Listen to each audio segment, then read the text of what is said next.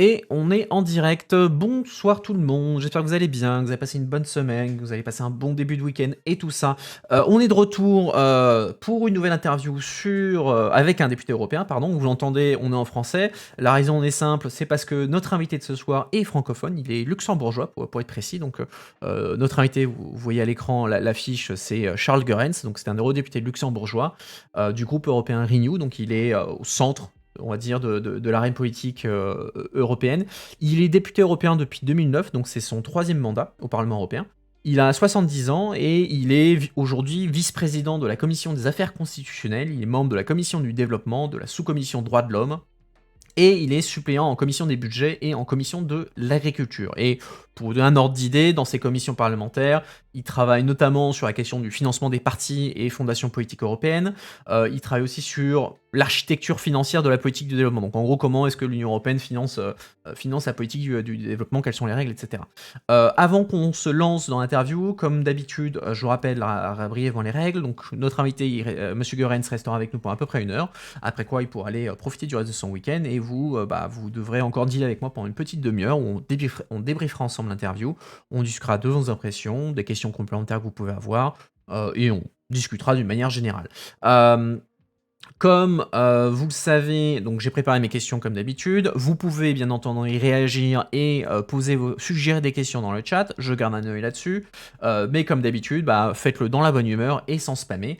De mon côté, je relirai vos questions si elles sont, si on a le temps, si c'est en lien avec les sujets du député. Ce qui mène à mon sujet suivant, évidemment.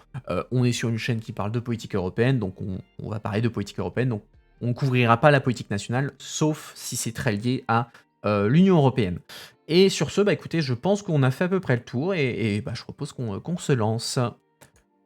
Bonsoir Charles Goerens, merci beaucoup d'être avec nous ce soir pour cette interview et de venir répondre à nos questions. Donc, vous m'avez entendu faire la petite introduction, dire qui vous êtes, dans quelle commission vous êtes. Est-ce que, avant qu'on se lance, vous voudriez ajouter un élément complémentaire sur vous et votre parcours? Non, bonsoir, c'est une formule qui me parvient parfaitement et je suis ravi de pouvoir m'entretenir avec vous et éventuellement avec d'autres qui vont intervenir au cours de l'émission. Eh bien, écoutez, très bien. En fait, commençons un peu par vous. Vous êtes aujourd'hui député européen, ça fait 3 mandats que vous êtes maintenant député européen, mais si on remonte un peu dans le temps, comment et pourquoi vous êtes rentré en politique? Ça a été quoi le point de détente? Enfin, ça a été quoi l'étincelle pour vous qui vous a lancé en politique? Je crois que c'est un vice caché ou un virus. Quand il se déclenche, on y va. Voilà. Moi, j'étais pris par le virus en 79. J'étais membre du Conseil européen des jeunes agriculteurs. Ça m'a fait découvrir un peu l'Europe. J'ai connu les commissaires Mansholt, notamment, avec qui on avait des entretiens réguliers. Et voilà, j'ai pris goût à la chose. Donc ça fait depuis les années 80 à peu près que vous êtes plus ou moins autour des questions européennes Début des années 70, je me suis engagé des dans le années- syndicat d'école. Et puis, fin de la décennie, je me suis engagé en politique. J'ai fait acte de candidature pour les élections législatives et élections européennes qui se tiennent au Luxembourg depuis cette date, toujours le même jour, sauf depuis 2013 où il y a eu une crise gouvernementale et l'élection législative est un peu décalée par rapport à l'élection européenne. Et du coup, voilà, ça fait longtemps que vous êtes impliqué dans la politique européenne, dans la chose européenne. Vous êtes député européen depuis 3 mandats. Quel regard vous portez un petit peu sur l'évolution de l'Europe sur ces dernières décennies, et derrière, ça pourra alimenter un peu la discussion qu'on aura sur le futur de l'Europe? Alors, il y a plusieurs phases. Disons jusqu'en 1989-90, tous les espoirs étaient permis et l'Europe se développait rapidement. Elle se développait plus rapidement que le reste du monde. Puis vient l'année 1990. Le désordre international prend fin. C'est une nouvelle ère qui commence, l'ère de la mondialisation. Et puis tout à coup, l'Europe manque un peu comment dirais-je, de dynamisme. Ce qui naguère encore été son moteur devient aujourd'hui, est devenu le frein. Et c'est assez malheureux de constater qu'on n'a pas fait l'aggiornamento institutionnel notamment. On a fait des progrès, certes, mais insuffisants, parce que le monde évolue plus vite que nous. Mmh. Et donc voilà, aujourd'hui vous êtes notamment vice-président de la commission des affaires constitutionnelles au Parlement européen. Alors peut-être pour expliquer un peu aux gens, surtout les Français, si on leur parle d'affaires constitutionnelles et d'Europe, ils peuvent faire un peu une crise d'apoplexie. Elle fait quoi en fait cette commission des affaires constitutionnelles au Parlement européen? Elle s'occupe en fait de la gouvernance de l'Europe. Vous savez que l'Europe fonctionne selon le principe de la subsidiarité. Ce qui peut être mieux fait à l'échelle européenne est transféré à ce niveau sous forme de compétences que détient la Commission, le Parlement européen, ainsi que le Conseil de l'Union. Et voilà, on essaie de gouverner le mieux possible dans le respect des compétences qui nous sont imparties. Et cette commission veille au grain, c'est-à-dire elle agit de façon à ce que les dispositions institutionnelles soient respectées. Elle fait des propositions. Comme chaque commission, elle a un rôle de législateur, un rôle de contrôle politique et aussi un rôle d'impulsion politique. Et on essaie d'être actif dans les trois dimensions. Et comme c'est quelque chose c'est une commission qui a trait à l'architecture en fait de l'Union européenne, hein, la manière dont l'Union européenne fonctionne, et ce qui touche un peu aussi à un sujet avec lequel les États membres sont très sensibles, bah, qui est justement le contrôle sur qu'est-ce que l'Union européenne va devenir. Vous avez dit, voilà, la commission des affaires constitutionnelles, AFCO, a des compétences législatives, des compétences d'initiative. Donc, est-ce que les tensions qui peuvent exister avec le Conseil, donc avec les États membres, dans toutes les commissions parlementaires, elles sont pas encore plus, on va dire, marquées dès lors qu'on parle en fait de l'architecture de l'Union européenne, puisqu'on parle vraiment de qu'est-ce que l'Union européenne a potentiellement le droit de faire et de ne pas faire? Ça, c'est une querelle éternelle, elle ne cessera jamais. On a un bloc assez consistant, le bloc de l'extrême droite, qui refuse tout changement institutionnel. Elle prône plutôt un retour vers le statu quo ex ante. Elle veut le retour d'avant 1952. Elle prône le souverainisme, le nationalisme. Par contre, les partis qui peuvent faire des coalitions entre eux, notamment le Parti socialiste, les partis conservateurs, les Verts et les libéraux, ont un socle de masse critique susceptible de faire encore avancer les choses. Donc on arrive à faire bouger les lignes, mais les réticences sont fortes, je le reconnais. Donc cette commission a un rôle extrêmement important à jouer. Elle prépare les prochaines élections européennes, elle réfléchit au financement des partis, elle essaie de voir ce qu'on peut faire sans modifier les traités. Il y a beaucoup de possibilités qui restent largement inutilisées. C'est une commission dont la plupart des membres sont animés par le feu sacré. Et vous l'avez mentionné vous l'avez mentionné déjà la question des questions des partis politiques, européens et notamment leur financement. Donc c'est un sujet sur lequel vous travaillez notamment, au sein de la commission AFCO. Donc concrètement, comment ça marche en fait le financement des partis politiques européens? Puisqu'il y a les partis politiques nationaux qu'on connaît, hein, tous dans nos différents États membres, mais il y a aussi les partis politiques européens. Comment ça fonctionne le financement de ces partis? Alors, c'est une démocratie qui se met en place. Et les partis politiques ont un rôle extrêmement important à jouer. Ils structurent la société. On dit qu'il n'y a pas de société européenne. On dit qu'il n'y a pas de citoyens européens. Les 27, qu'est-ce qu'ils ont en commun? Quand je me déplace à Varsovie, à Paris, à Pomme, à Bruxelles, je vois les jeunes. Ils sont habillés de la même façon. Ils écoutent la même musique. Ils aspirent aux mêmes finalités. Bref, je trouve qu'il y a un type de citoyen européen, la nouvelle génération, qui est créé et qui a beaucoup de choses en commun. Lorsque vous voyez, par exemple, l'opposition au Brexit, elle a été articulée par les jeunes au Royaume-Uni. Donc, ceux qui sont portés sur l'avenir sont en fait pour l'Europe et nous essayons d'être au diapason de ces attentes. Et sur cette question du financement, quels sont les enjeux un petit peu? Pourquoi il y a un besoin de surveiller particulièrement le financement des partis européens? Des partis politiques européens?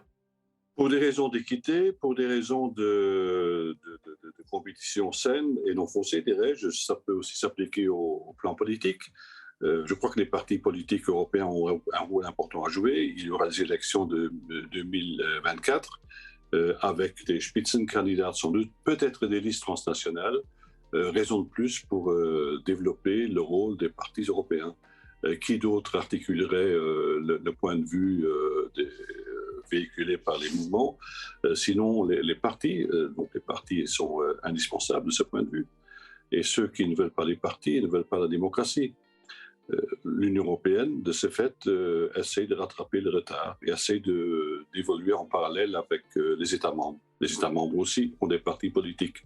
On s'imagine très mal la vie politique française, belge, allemande, sans la structuration de la société par des partis politiques. Il faut des partis pour sélectionner les candidats, il faut des partis pour développer des programmes, il faut des partis pour développer des perspectives d'avenir.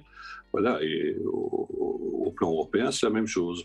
À la seule différence près qu'on n'assume pas toutes les compétences assumées au niveau national, néanmoins les fonctions qui sont assumées au niveau européen sont extrêmement importantes. Il y a des compétences exclusives de l'Union européenne, notamment dans le domaine du commerce, notamment dans le domaine de l'agriculture, dans le domaine du marché intérieur. Donc vous voyez, tout cela affecte la vie des gens, la vie des citoyens, la vie sociétale, donc raison de plus de donner une dimension vraiment politique à cette Union européenne, qui est plus qu'un marché. Alors, à l'époque, quand j'étais au Parlement européen, je me souviens, donc c'est il y a un peu moins de 5 ans, je me souviens qu'il y avait eu des polémiques sur le financement des partis politiques européens, des fondations, puisqu'il y avait des inquiétudes que certains partis, notamment l'extrême droite, étaient financés par des pays non européens, par exemple la Russie, ou que les fonds européens qui étaient donnés pour le financement de ces partis européens étaient détournés. Est-ce que c'est quelque chose qui a été je ne peux pas dire réglé, mais sur lequel il y a des garde-fous qui ont été placés depuis? Est-ce que c'est toujours un sujet sur lequel il y a de l'attention qui est apportée dans les travaux aujourd'hui en commission AFCO? Oui, nous avons essayé de mettre des garde-fous. Notamment, nous avons introduit une référence comme quoi les partis européens doivent respecter les droits fondamentaux des citoyens, tels qu'ils sont inscrits dans la charte des droits fondamentaux de l'Union européenne. Donc tout cela est extrêmement important. Vous allez me dire, mais il va être très difficile de contrôler tout ça. C'est vrai, mais si l'autorité ayant la responsabilité de gérer le financement des partis politiques constate qu'un parti s'écarte de ses valeurs fondamentales, il peut mettre fin au financement ou décider d'appliquer des sanctions. Alors si ces sanctions sont contestées par le parti qui est de ce fait non plus récipiendaire de fonds, il peut bien entendu faire une plainte devant la Cour de justice de l'Union européenne, respectivement devant les tribunaux nationaux. Et ainsi, de fil en aiguille, on arrivera à dégager une jurisprudence en la matière. Je crois que c'est extrêmement important. Je sais bien qu'on commence pratiquement à partir de zéro, mais il faut commencer quelque part. Alors, je vois déjà des questions qui sont dans le chat, donc je vais les couvrir rapidement, surtout que ça me permettra de faire un peu la transition vers le sujet suivant que je voulais discuter avec vous. Donc, j'ai une première question qui est un peu sur un peu l'état de droit dans l'Union européenne. On sait que c'est un des grands sujets de débat dans l'Union européenne ces dernières années. Pour vous, c'est quoi les grands dangers justement pour l'état de droit dans l'Union européenne? Est-ce que l'unanimité, ça fait partie des potentiels dangers pour l'état de droit?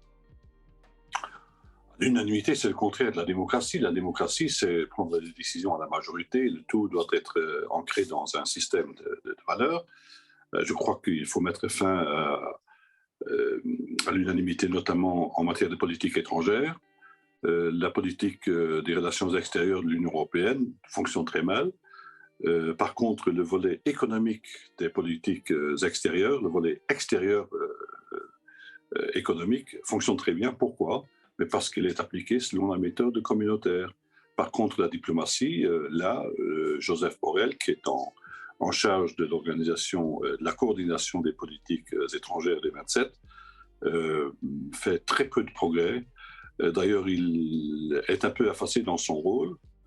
Les 27 divergent sur nombre de questions. Et puis, lorsqu'il y a une négociation importante, on trouve toujours un format dans lequel il n'y a pas de place pour Joseph Borrell. Et la deuxième question que j'ai dans le chat, c'est, on va passer dans les trucs un peu techniques, c'est sur la réforme des traités de l'Union européenne et ce qu'on appelle les clauses passerelles. Donc, le Parlement européen avait voté en faveur de l'introduction de clauses passerelles, donc qui permettent en fait de faire transférer des décisions de l'unanimité vers la majorité. Et donc la question, c'est, mais le Parlement européen a voté en faveur de ces clauses passerelles, mais il ne s'est rien passé depuis. Donc, pourquoi il ne s'est rien passé? Quelle est la situation? Et Alors que ça aurait pu être un moyen de faire évoluer sans changer les traités. Oui, mais la potentialité est toujours existante. Ce qui peut freiner ce mouvement, c'est que le fait que les clauses passerelles, elles aussi, se décident à l'unanimité. L'avantage de la clause passerelle, c'est qu'il ne faut pas passer par une conférence intergouvernementale qui notamment prépare les révisions des traités. C'est le Conseil européen qui peut prendre la décision d'utiliser la passerelle pour passer du vote à l'unanimité vers le vote à la majorité qualifiée. Donc la possibilité existe. Le Parlement européen avait fait un inventaire assez exhaustif euh, des décisions qui pourraient ainsi passer de l'unanimité à la majorité qualifiée. C'était le rapport Brok-Bresso. Il y avait deux rapports de la commission AFCO, donc pour les affaires constitutionnelles. L'un, Brok-Bresso, qui porte le nom des deux auteurs de ce rapport et qui faisait l'inventaire de tout ce qui pouvait être fait sans passer par un changement de traité. Et Guy Verhofstadt, lui, il avait fait un deuxième rapport sur les modifications nécessaires à apporter au traité européen. Alors, justement, en parlant de réforme des traités européens, c'est un sujet qui est devenu assez chaud au Parlement européen et au Conseil. Enfin, d'une manière générale, c'est un des sujets qui est régulièrement débattu. Pourquoi est-ce qu'il faut réformer l'Union européenne? Parce que l'Union européenne a un rôle au plan intérieur et au plan extérieur à jouer qui dépasse de loin les possibilités dont elle jouit aujourd'hui. Est-ce que l'Union européenne veut se doter d'une capacité géopolitique? Je crois que le temps est venu de le faire. Est-ce que l'Union européenne est capable de se défendre elle-même au plan militaire?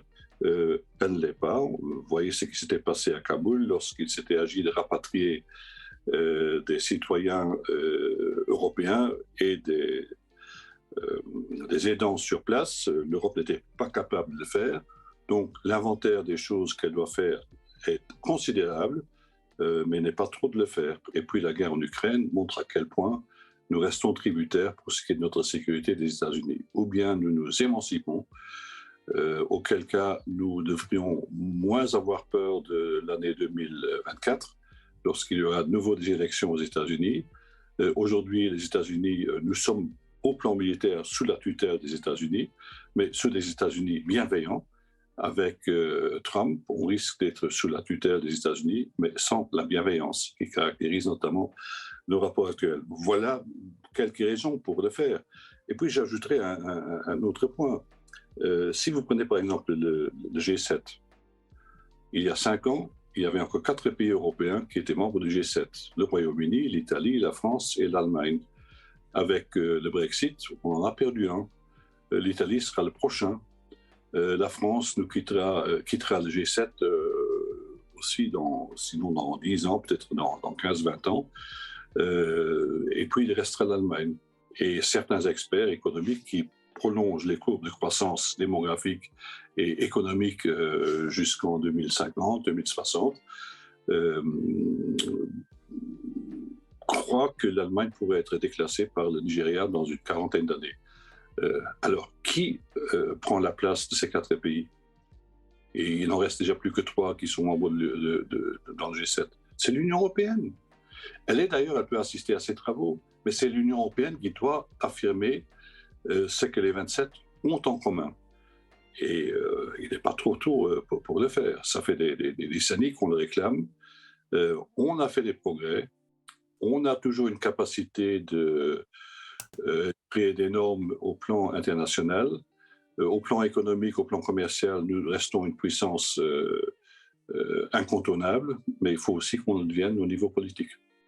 Une des accusations qu'on entend souvent à l'encontre de l'Europe dès qu'on en parle un peu avec les gens, c'est la fameuse notion de déficit démocratique de l'Union européenne et surtout étant français, nous on a un peu le traumatisme de 2005 et le fameux référendum, sur la Constitution européenne qui a justement été un non, et donc l'idée d'un rejet populaire de l'Union européenne. Donc comment est-ce que, de votre point de vue, on peut commencer à réconcilier les Européens avec l'Union européenne?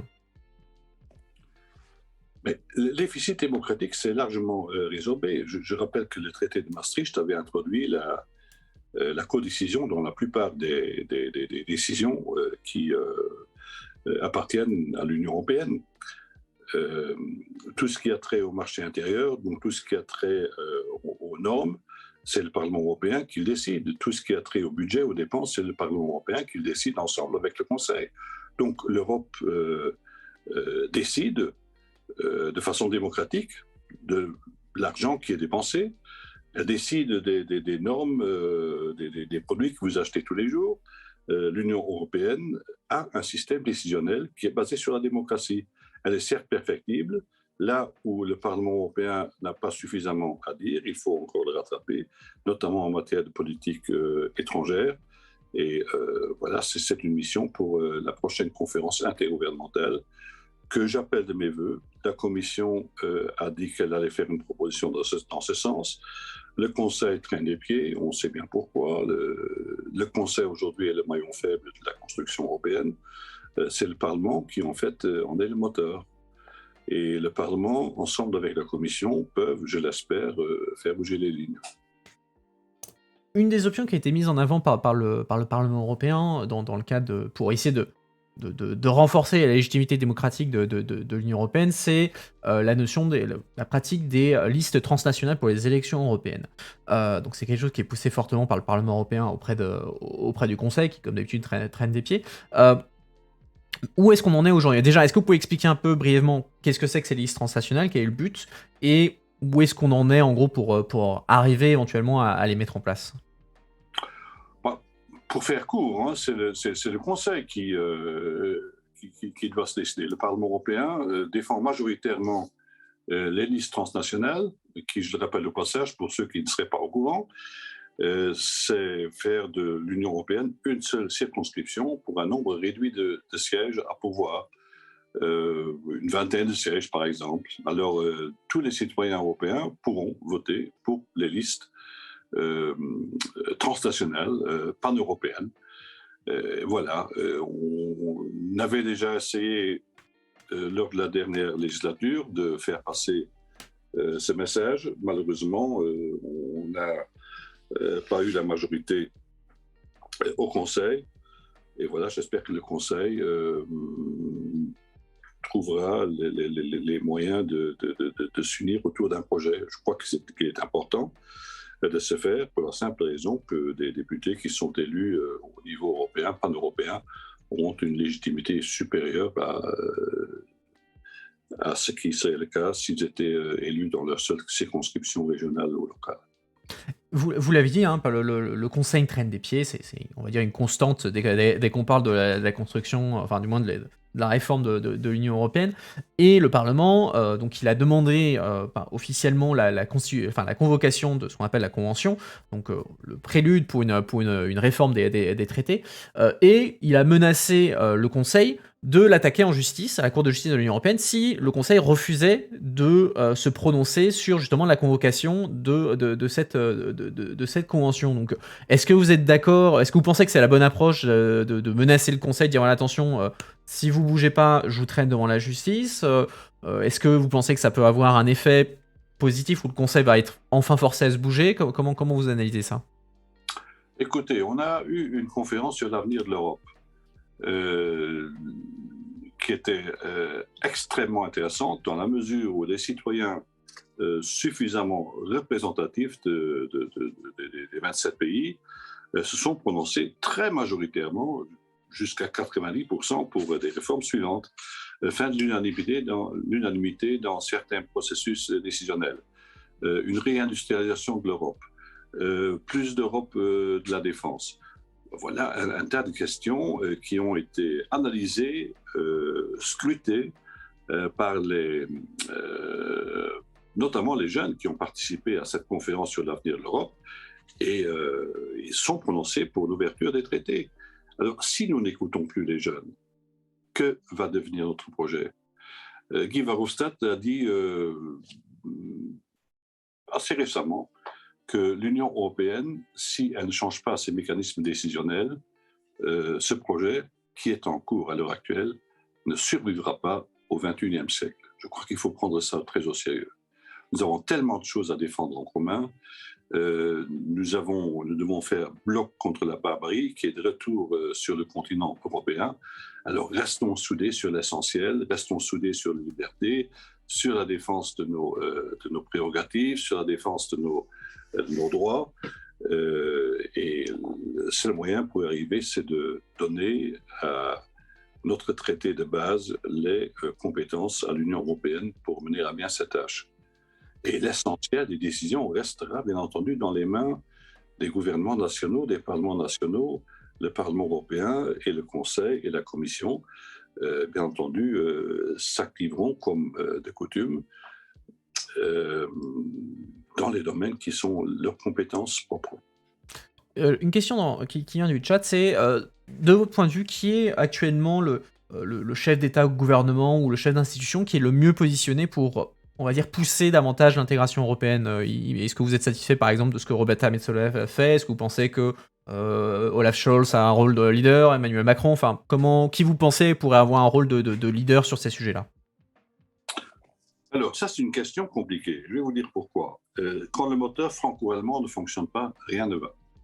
On n'aurait pas eu le plan de relance de l'Union européenne au lendemain de la crise du Covid si on n'avait pas une entente franco-allemande véhiculant une proposition et une revendication, d'ailleurs très largement déjà déclinée par le Parlement européen. Mais sans le concours de l'Allemagne et de la France, ça ne marche pas. Alors actuellement, le chef d'État ou le gouvernement qui est le plus porté sur la chose, dirais-je, c'est Macron. Il a eu le courage de thématiser l'Europe dans son élection je crois que c'était 2016.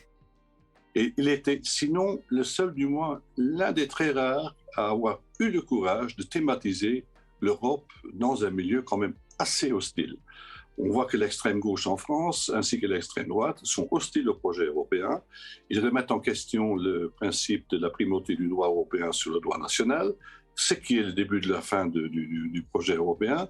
Alors, il a tenu bon et il a obtenu 2 fois la légitimité pour continuer à œuvrer en faveur de l'intégration européenne.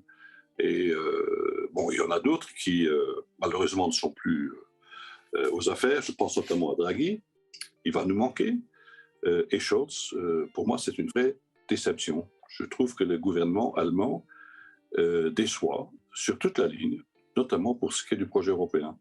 Alors, on veut réindustrialiser l'Union européenne, on veut consacrer 2% du produit intérieur brut au financement et d'équipement de nos armées. Et le premier réflexe de l'Allemagne, c'est d'aller acheter américain.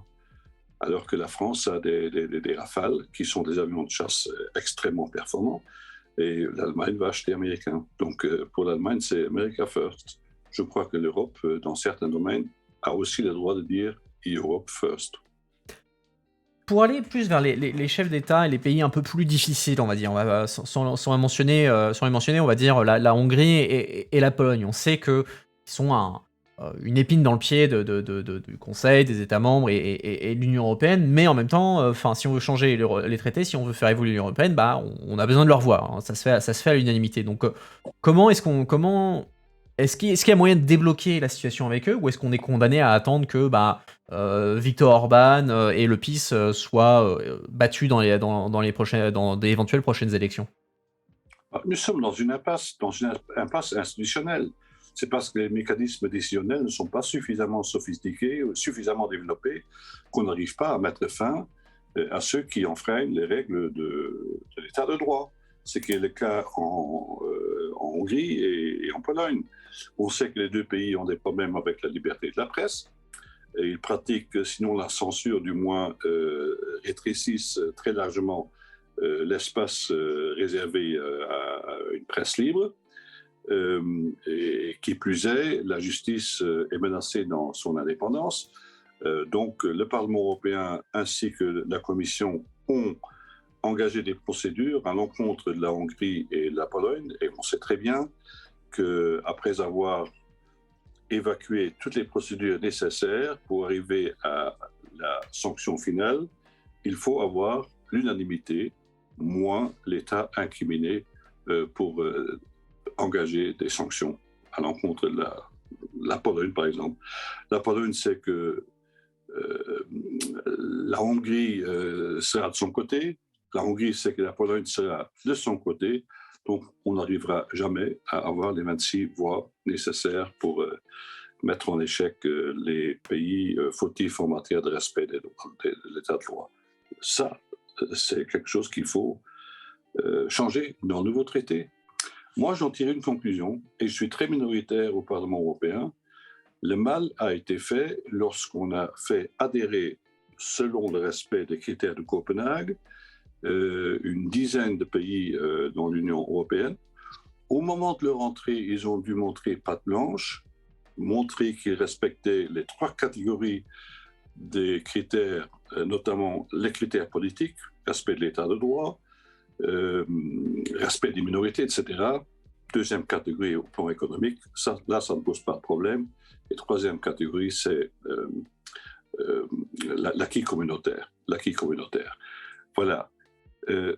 À quoi ça sert d'avoir des critères assez stricts pour permettre à un pays d'entrer dans l'Union européenne, et dès qu'il est membre de l'Union européenne, il peut faire ce qu'il veut? Ça ne marche pas.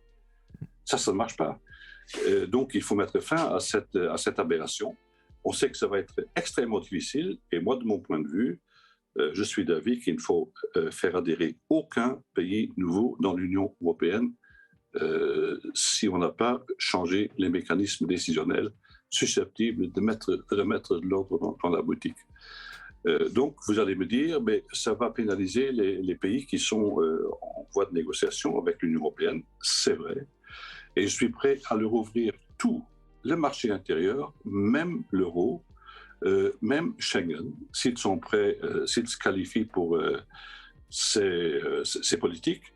Mais selon la devise, tout sauf les institutions, jusqu'au moment où l'Union européenne sera en mesure de sanctionner les pays qui remettent en question le respect des droits fondamentaux. Une dernière question sur les questions institutionnelles avant qu'on passe un peu plus à la politique de développement, qui est votre autre sujet sur lequel vous travaillez particulièrement. Quelqu'un dans le chat demandait, est-ce que les coopérations renforcées, ça peut être une voie de sortie, hein, pour dire, voilà, on n'arrive pas à réformer les traités, on n'arrive pas à trouver l'unanimité sur tout, donc du coup, est-ce qu'on écartons un peu les pays plus problématiques et ceux qui veulent travailler ensemble, est-ce que c'est une porte de sortie potentielle, ou est-ce que ça risquerait de faire une forme d'élitement de l'Union européenne avec de facto l'Europe à plusieurs vitesses? Les coopérations renforcées ne connaissent pas ce danger, pour la simple raison qu'elles doivent rester ouvertes. Si on commence à une quinzaine de pays dans un domaine précis, la Commission doit être partie intégrante de ce mouvement. C'est la Commission qui doit mener la danse dans tout ce qui est quasi législatif dans ce domaine. Et cette coopération doit rester ouverte à tous les autres. Donc, tôt ou tard, les autres pourront y adhérer. Prenons par exemple Schengen. Schengen a été commencé à plusieurs. Aujourd'hui, Schengen est partie intégrante du traité. Mais je vois peu de domaines dans lesquels on pourrait le faire. Peut-être au plan militaire, encore que là, les clivages semblent moins prononcés que dans tout ce qui a trait à la défense de l'état de droit. Passons maintenant à un sujet complètement différent, qui est la politique de développement. Donc l'aide que l'Union européenne apporte aux pays en développement, donc on va dire le Global South, comme le Grand Sud, comme on dit. L'Union européenne, elle se vante souvent d'être le plus gros pourvoyeur d'aide au développement dans le monde. Pourquoi est-ce que l'Union européenne, elle consacre autant de fonds, entre guillemets, parce qu'on n'est pas non plus sur des sommes extrêmes? Pourquoi l'Europe, elle veut tellement aider les pays en développement? Quel est son intérêt là-dedans? Parce qu'elle a une responsabilité, elle veut assumer cette responsabilité. Il s'agit là d'une promesse faite au début des années 70. Vous vous souvenez, Willy Brandt avait fait un rapport sur l'état du monde, notamment un rapport sur les relations Nord-Sud. Et c'est au début des années 70 que pratiquement tous les pays industrialisés ont promis de vouloir consacrer à terme 0,7% de leur produit intérieur brut à la coopération au développement. Ils sont très rares à avoir tenu leurs promesses. L'Union européenne, même si elle fait mieux que les autres, est encore à des années-lumière de vouloir consacrer 0,7%. Il y a quelques pays qui ont atteint respectivement, dépassent les 0,7. Mon pays notamment, on est à 1%. La Suède, mais elle va réduire de 15% son aide au développement. C'est une décision du nouveau gouvernement. Le Danemark et les Pays-Bas avaient aussi atteint les 0,7%. Voilà, ça c'est le premier constat. On doit faire mieux. Nous avons une responsabilité à aider les pays qui ne sont pas en mesure de le faire à remplir les objectifs de développement durable. Ces objectifs de développement durable requièrent la somme gigantesque de 2400 milliards de dollars par an. C'est de l'argent additionnel. Donc c'est pratiquement 20 fois plus que l'aide publique au développement. Comment va-t-on y arriver? Moi, je suis rapporteur et le rapport vient d'être adopté au niveau de la commission à l'unanimité, ce qui est extrêmement rare qu'un rapport stratégique soit adopté à l'unanimité. On prévoit donc une mobilisation de capitaux privés qui viennent en complément à ce que fait l'Union européenne et les États membres dans le domaine public. Le système EFSD+, European Fund for Sustainable Development, est une démarche qui essaie de donner des garanties afin de mobiliser des capitaux privés pour être investis dans les pays en développement. Donc c'est toute une politique qui est en train de se mettre en place. Nous sommes en présence de partenaires extrêmement dynamiques, je pense notamment à la Chine, qui a une politique propre en matière de coopération. Ce n'est pas de la coopération au développement, c'est avant tout une politique qui est centrée sur la sécurisation de son approvisionnement énergétique et son approvisionnement en matières premières. L'Union européenne, quant à elle, elle pratique cette politique de façon plutôt désintéressée.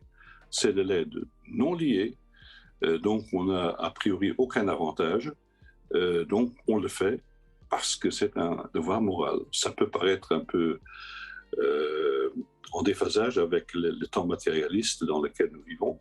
Néanmoins, je crois que la politique de coopération au développement de l'Union européenne est la perle de la politique extérieure de celle-ci. On est loin du compte.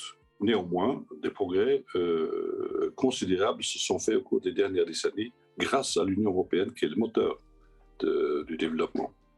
Vous l'avez mentionné, aujourd'hui dans la politique de développement, notamment en Afrique, on voit une forme de concurrence de la Chine, eux aussi un peu des Russes de plus en plus, où on se retrouve avec, avant, j'ai pas envie de dire, enfin le fameux précaré français ou les anciennes colonies françaises, c'était les Français et les Européens qui fournissaient le gros de l'aide le développement, et maintenant on a les Russes et les Chinois qui depuis 15-20 ans qui s'investissent beaucoup là-dedans, et du coup un des débats c'est comme les Russes et les Chinois donnent entre guillemets, enfin promettent de l'argent aux pays en développement sans ces fameuses conditions démocratiques, d'état de droit que les Européens demandent en permanence, du coup un certain nombre de pays africains sont tentés d'aller avec les Russes, d'aller avec les Chinois. On voit aujourd'hui les conséquences partiellement avec la guerre en Ukraine, où ces pays se rangent davantage avec la Russie qu'avec les Européens. Est-ce que pour vous, il y a un vrai problème de concurrence et qu'il faut avec les Russes et les Chinois sur cette politique de développement, et qu'il faut repenser la manière dont l'Europe fait sa politique de développement, ou faut continuer sur la ligne, la lancée actuelle? Il faut continuer sur la lancée actuelle et mobiliser davantage de capitaux privés pour arriver à assurer aussi le développement économique. Si vous êtes en relation avec un pays comme, je ne sais pas, comme le Sénégal par exemple, hein, vous investissez bien entendu dans les secteurs sociaux de base, l'éducation, la santé, mais au-delà, pour que le pays soit à même de financer sa propre sécurité, sa propre santé, il faut qu'il jouisse d'une capacité économique qui reste encore sujette à développement. Au début, j'étais ministre de la coopération au développement. Ma première visite en tant que ministre dans un pays africain m'a mis en relation avec le chef d'État de ce pays. Il m'a dit, voyez-vous, je viens d'être élu à la tête d'un État corrompu. Mon État est corrompu parce que mes fonctionnaires sont corrompus. Mes fonctionnaires sont corrompus parce que je les paye mal. Je les paye mal parce qu'il n'y a rien dans le budget. Il n'y a rien dans le budget parce qu'on ne paye pas d'impôts. On ne paye pas d'impôts parce que l'économie tourne mal. L'économie tourne mal parce qu'il n'y a pas d'investissement. Et quand je demande à des étrangers de venir investir dans mon pays, ils me répondent quand ton pays cessera d'être corrompu, on viendra investir. Voilà un cercle vicieux qu'il importe de briser. Alors vous avez des pays comme la République démocratique du Congo, où tout reste à faire et où le président de la République démocratique du Congo a un pouvoir qui n'est guère supérieur à celui du maire de Kinshasa. L'État n'est pas présent à l'Est alors qu'il y a de graves problèmes, il y a des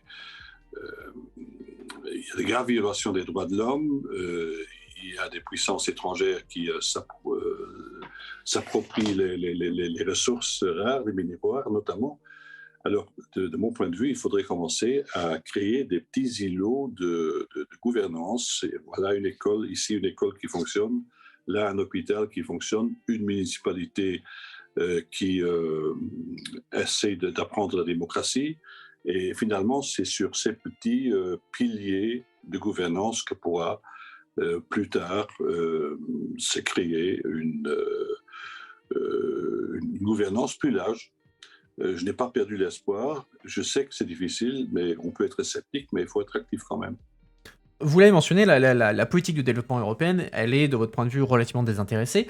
Et pourtant, un sujet qu'on voit monter maintenant, quand on parle, depuis quelques années maintenant, mais quand on parle de politique de développement, c'est lier la politique de développement, donc l'aide au développement, avec la lutte contre l'immigration illégale, avec un certain nombre de pays qui disent, bah tiens, dans les accords de développement entre l'Union européenne, les États membres et les pays notamment d'Afrique, on devrait ajouter à des conditions comme quoi ces pays, pour toucher de l'aide au développement, doivent nous aider à lutter contre l'immigration illégale, reprendre les migrants qui viennent de chez eux, les rapatrier, etc. Est-ce que vous êtes d'accord avec cette association des deux, ou à votre avis c'est une perversion de la politique de développement? Je suis farouchement contre la conditionnalité en matière de politique de développement. Si la conditionnalité signifie que voilà, on arrête de financer le développement d'un pays s'il ne rapatrie pas en temps voulu les gens déboutés, les migrants déboutés. Là, ça ne marche pas. Je vais vous dire pourquoi. La politique d'aide au développement, c'est quoi? C'est aider notamment les pauvres à se développer eux-mêmes. Alors, si la politique d'aide au développement est détournée de cette finalité et tournée vers la résolution de nos problèmes, alors ce n'est plus de la politique d'aide au développement. Et là, je suis strict et je me suis battu dans le cadre du NDICI, c'est le nouvel instrument de financement, ensemble avec d'autres pour limiter les dégâts. Et finalement, on a limité les dégâts dans la mesure où une certaine conditionnalité, parce qu'on n'avait pas la majorité pour aller au-delà, une certaine conditionnalité peut être acceptée dans le cadre des 10% consacrés à l'aide à l'immigration. Donc 10% sur 80 milliards, vous pouvez dire que 8 milliards pourraient être sujets à conditionnalité dans cette politique. Je ne suis pas heureux de cette situation. J'ai défendu bec et ongle la politique que j'ai esquissée dans mes remarques introductives. Voilà, mais le Parlement européen, c'est aussi la recherche du compromis et parfois, on doit aussi accepter que des propositions, même opposées aux siennes, entrent dans un texte de compromis. Revenons en Europe et revenons à votre pays, le Luxembourg. Donc, le prédécesseur d'Ursula von der Leyen, donc la présidente de la Commission européenne, c'était Jean-Claude Juncker, qui était luxembourgeois, qui est toujours luxembourgeois, et il a été le premier et seul Spitzenkandidat, donc le premier président de la Commission européenne qui a été élu indirectement, entre guillemets, suite aux élections européennes. Quel regard vous portez sur la présidence de Jean-Claude Juncker en tant que luxembourgeois? C'était un président hors pair. Hein. Il y a eu de grands présidents, mais Juncker était particulièrement apprécié par tous ceux qui avaient intérêt à voir l'Union européenne sortir des crises. Je pense notamment à la crise de la dette souveraine grecque. C'était son premier grand chantier. Il l'a maîtrisé magistralement. Euh, et puis voilà, il a lancé le plan Juncker qui a quand même permis de rassembler 300 milliards, un peu plus de 300 milliards de capitaux pour investir dans l'Union européenne qui en avait cruellement besoin. Je crois qu'il a été un très grand président. D'ailleurs, les commissaires que j'ai eu l'occasion de rencontrer et d'interpeller au sujet de ce qu'ils pensaient de Jean-Claude Juncker, ils étaient ravis d'avoir pu travailler avec lui. Jean-Claude Juncker, donc comme vous l'avez dit, il est considéré comme un grand président. Il était connu pour son indépendance d'esprit et le fait qu'il était Spitzenkandidat. Est-ce que vous pensez que le fait que Jean-Claude Juncker, en tant que président, était quelqu'un de relativement indépendant, Jean-Claude Juncker n'avait pas de compte à rendre à qui que ce soit, il n'avait plus rien à prouver à qui que ce soit en Europe, hein, il a été Premier ministre du Luxembourg pendant très longtemps, il a été président de l'Eurogroupe, etc. Est-ce que cette indépendance d'esprit, ça a été quelque part, comment dire, ça n'a pas été payé après par le Parlement européen quand, en 2019, le Conseil a décidé de tuer le principe du Spitzenkandidat en refusant de prendre Manfred Weber et de dire non, à la place, je mettrai Ursula von der Leyen et point la ligne. Oui, disons que le système de Spitzenkandidat n'est pas encore arrivé à maturité. C'est pas parce que, écoutez, il est quand même difficile d'admettre que le PPE, qui a de fortes chances de rester longtemps encore le premier parti européen, présente toujours le président de la Commission.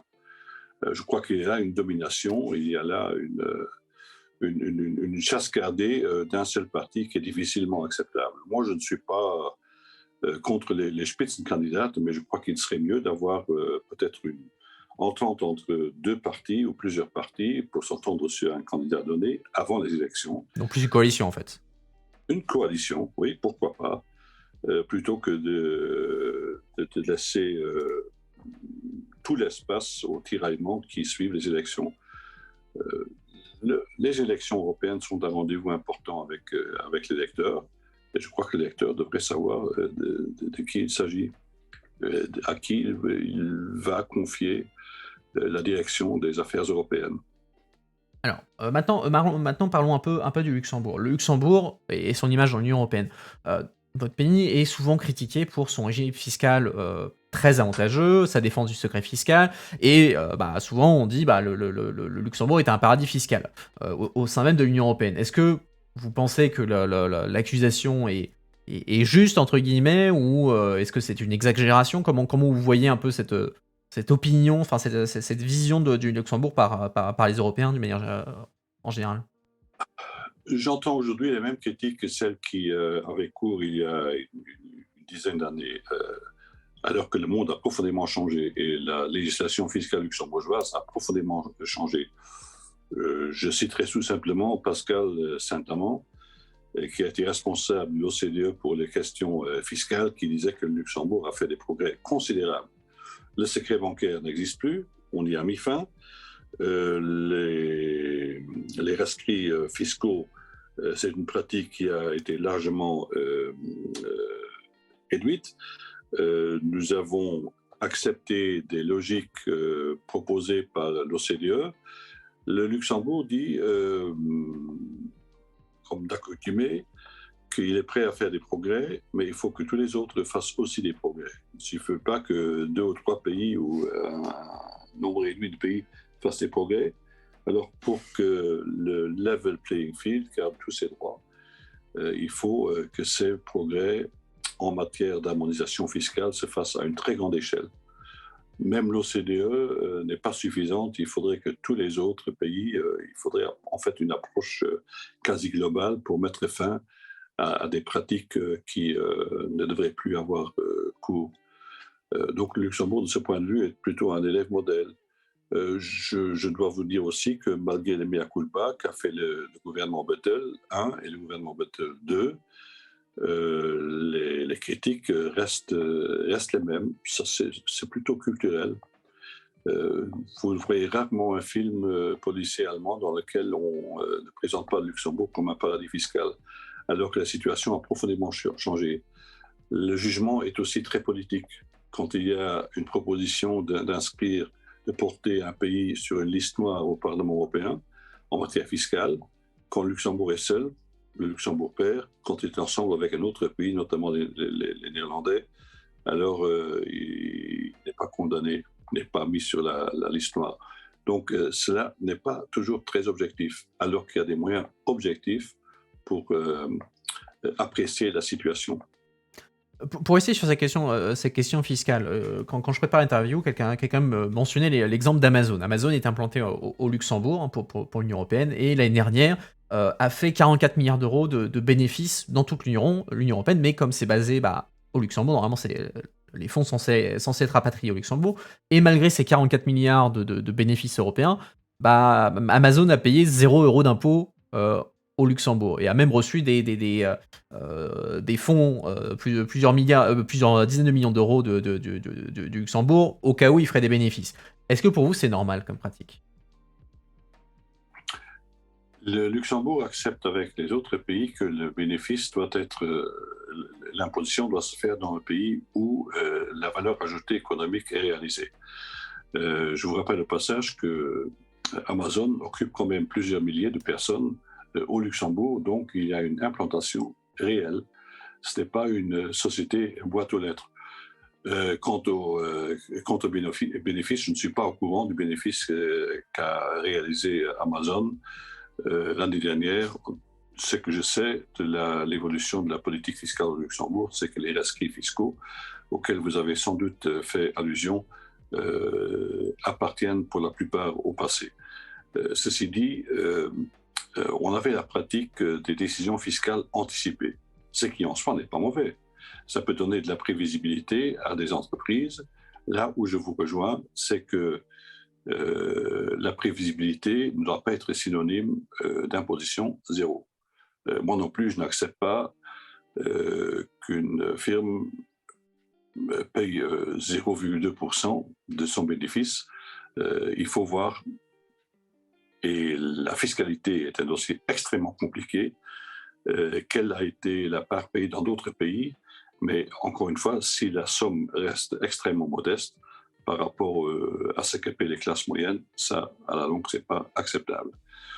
Donc le Luxembourg a été l'un des premiers à soutenir l'imposition des GAFA, une imposition minimum de 15%. Ce n'est pas le Luxembourg qui freine, donc si on arrive à mettre en place cette fiscalité telle que projetée et d'appliquer au moins un taux proche de 15% aux multinationales, ce serait un grand progrès. Ce n'est pas le Luxembourg qui freine. Et pour finir sur cette question-là, et un peu en lien avec les discussions qu'on avait avant sur la réforme des traités, est-ce que vous êtes en faveur de mettre fin à l'unanimité sur les questions fiscales? Qui aujourd'hui, faut que tous les pays européens se mettent d'accord pour qu'il y ait des règlements ou autres règles européennes au niveau fiscal. Ma réponse va être nuancée, je vais vous dire pourquoi. Si c'est pour mettre fin à une pratique qui consiste à ce qu'un pays peut s'inscrire en faux contre le bon sens, là, je suis d'accord pour mettre fin à l'unanimité. Par contre, si on n'a pas un minimum de garantie pour abandonner ou pour laisser derrière nous l'unanimité en la matière, ça ne marchera pas. Si l'Union européenne et les États de l'OCDE s'engagent à pratiquer des standards applicables dans cet espace, alors Luxembourg peut absolument être ouvert sur cette question. Par contre, si c'est un jeu de dupes, là, je dirais que même un petit pays a des droits à faire valoir. Le Luxembourg ne doit pas freiner, au contraire, il n'y a pas un seul exemple au cours des dernières années qui permettra d'affirmer que le Luxembourg a été le frein en la matière. Au contraire, il a été toujours dans le peloton de tête. Je crois qu'il faut reconnaître cela aussi, même si certaines critiques sont renouvelées, je dirais plutôt de façon pavlovienne, ce qui n'est pas une question d'intelligence, mais c'est une question de routine. Ça n'a rien à voir avec l'intelligence. C'est pavlovien, ça revient. Dès qu'on parle de fiscalité, on dit secret bancaire. Le secret bancaire n'existe déjà plus depuis belle lurette. Hein. Alors, quittons le Luxembourg cette fois, revenons un peu sur vous et sur votre vision de l'Europe. J'ai déjà une question dans le chat. vous en êtes à votre troisième mandat au Parlement européen. C'est quoi votre plus grande fierté en tant qu'eurodéputé en ce qui concerne les choses que vous avez faites? Le dossier, le succès dont vous êtes le plus fier? Je pense notamment les deux rapports que je suis en train de faire, l'un sur le financement des partis et l'autre, là où je suis particulièrement fier, c'est le rapport sur l'architecture financière de développement. J'en ai fait un autre qui ajoute à ma fierté, c'est notamment un rapport sur l'interdiction des mariages forcés et des mariages de mineurs dans les pays en développement. On parle à longueur de journée de la problématique LGTBQ, alors que lorsqu'il s'agit de décliner en pratique ce qu'il faut faire, il y a très peu de propositions concrètes. Et là, j'avais engagé un rapport, initié un rapport qui a finalement été adopté à une très grande majorité pour mettre fin au mariage forcé dans les pays en développement. Là où vous avez certains pays où l'âge nuptial est de 10 ou 12 ans, donc ça c'est la pédophilie légalisée, il faut mettre fin à cela. Là aussi, ça montre que le Parlement européen offre des opportunités, il faut les saisir et on peut faire bouger les lignes. Et à l'inverse, quelle est la décision, pas nécessairement, un échec de votre part, mais la décision que vous regrettez le plus, pendant les 3 mandats que vous avez eu? C'est quoi la chose que vous regrettez le plus? Écoutez, on a toujours des regrets. C'est il m'arrive rarement de regretter quelque chose au Parlement européen, parce qu'il y a toujours des circonstances atténuantes qui expliquent pourquoi on n'a pas pu aller plus loin. Je dirais comme saint Thomas, qui on avait demandé qu'est-ce qu'il faut faire de plus, il avait répondu davantage. Très bien. Et une dernière question du chat. Quel est le rôle de vos points de vue de la jeunesse dans la construction européenne? Par exemple, quel conseil vous donneriez à un jeune qui veut s'investir, pour défendre l'idéal européen? Moi, je crois qu'il ne faut pas donner de conseils aux jeunes, ils savent très bien ce qu'ils veulent. Je disais au début de notre entretien qu'ils ont beaucoup de choses en commun. Ils sont animés par un désir de façonner leur avenir, notamment en matière climatique, la, qui est la mère de toutes les réformes à apporter à nos sociétés. Moi, je suis plutôt confiant. C'est rarement les jeunes qui freinent la marche de l'Europe vers l'avant, mais plutôt les gens de mon âge.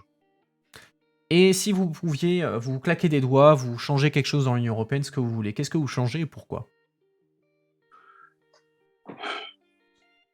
Je changerai le modèle institutionnel. Moi, je suis fédéraliste. Je crois qu'il faudrait donner un peu de plus de contour à cette construction. Il faut arrêter de dire que le mot fédéraliste, c'est un peu le F-word, hein, Mmh. comme on dit, alors que le fédéralisme, c'est un partage des responsabilités à des niveaux divers, selon le principe de la subsidiarité. Je vois qu'il y a des pays qui avancent très bien. Les États-Unis ont un système fédéral. L'Union européenne a un système fédéral. Mais les États-Unis sont une fédération et nous avons un système fédéral.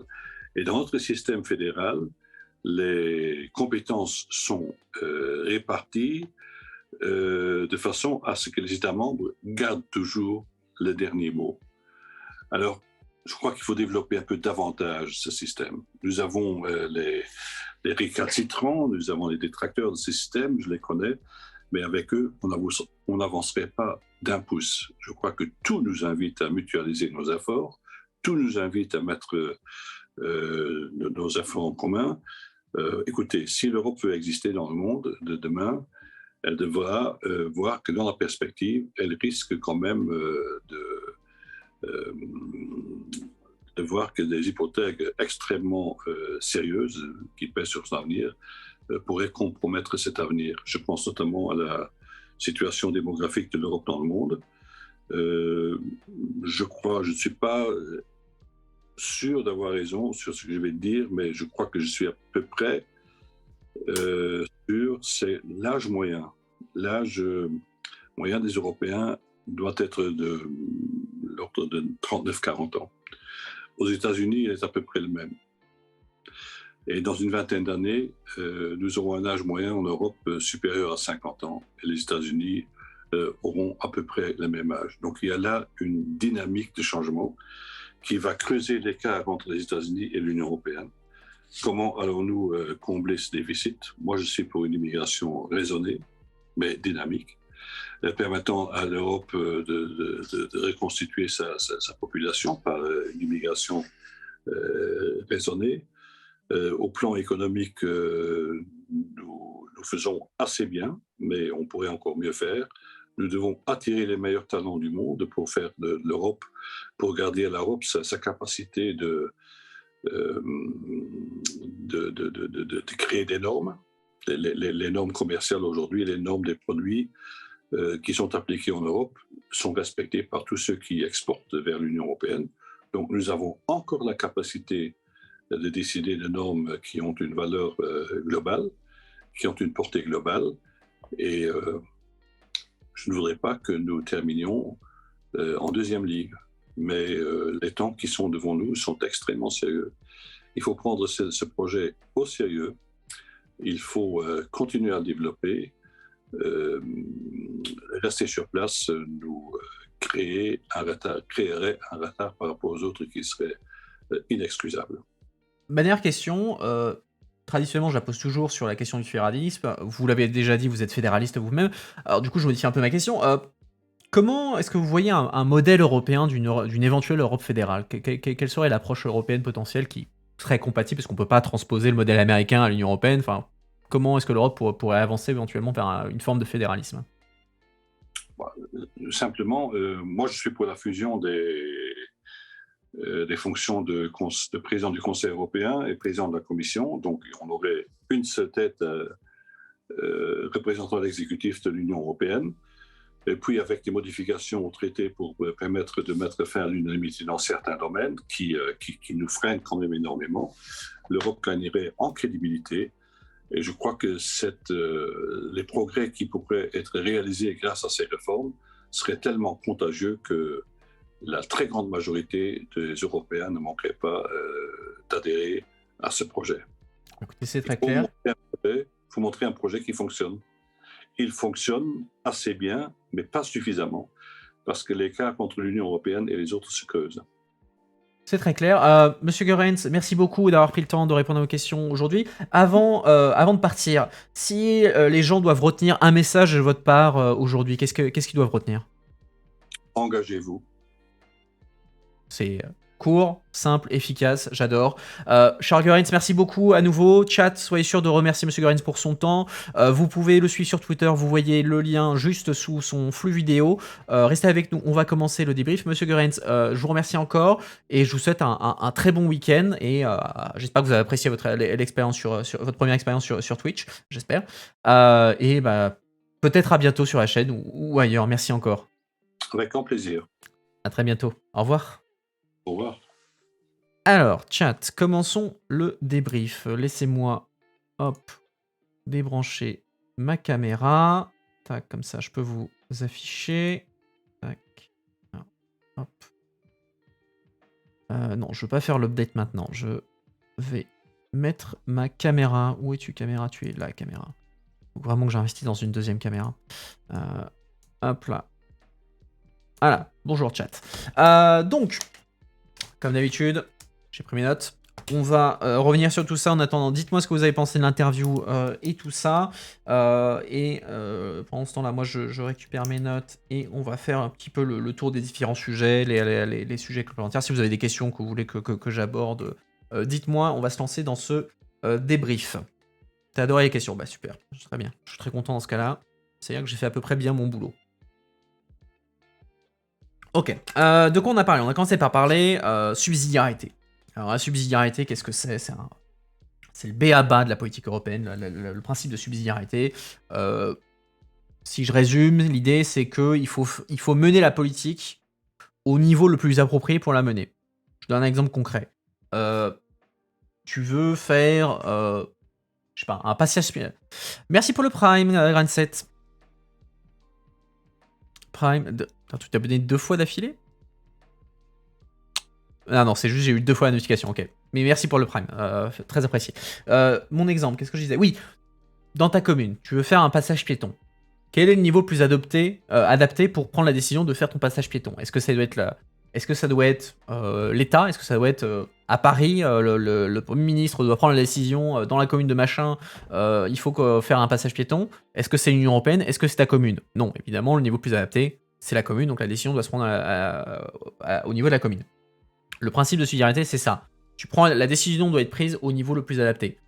Tu veux prendre une décision sur comment harmoniser les règles de marché, bah évidemment, ça fait sens de le faire au niveau européen plutôt qu'au niveau national. Donc c'est ça. Ça, c'est un truc permanent. C'est quel est le niveau le plus adapté pour agir. Et donc, c'est aussi un instrument utilisé par ceux qui veulent moins d'action européenne en disant attendez, cette politique-là serait plus efficace si elle était menée au niveau national qu'au niveau européen. Et donc, ils ne veulent pas que l'Union européenne s'investisse. Mais c'est un truc que vous allez entendre très souvent en termes de politique européenne, c'est cette notion de principe de subsidiarité. On a parlé longuement de la question de changer les traités européens et un des sujets qui a émergé, c'est comment est-ce qu'on fait évoluer l'Union européenne sans changer les traités. Alors, je vous fais un cours de droit constitutionnel et de droit international. L'Union européenne, c'est une organisation internationale, hein, ça n'est pas un État. Ça veut dire que ça fonctionne selon un traité. Un traité, c'est en gros l'équivalent de la Constitution pour une organisation internationale. Ça dit quel pouvoir a l'Union européenne, quelles sont ses compétences, etc., etc. Et ça, c'est défini dans les traités, c'est les États qui se mettent d'accord dessus.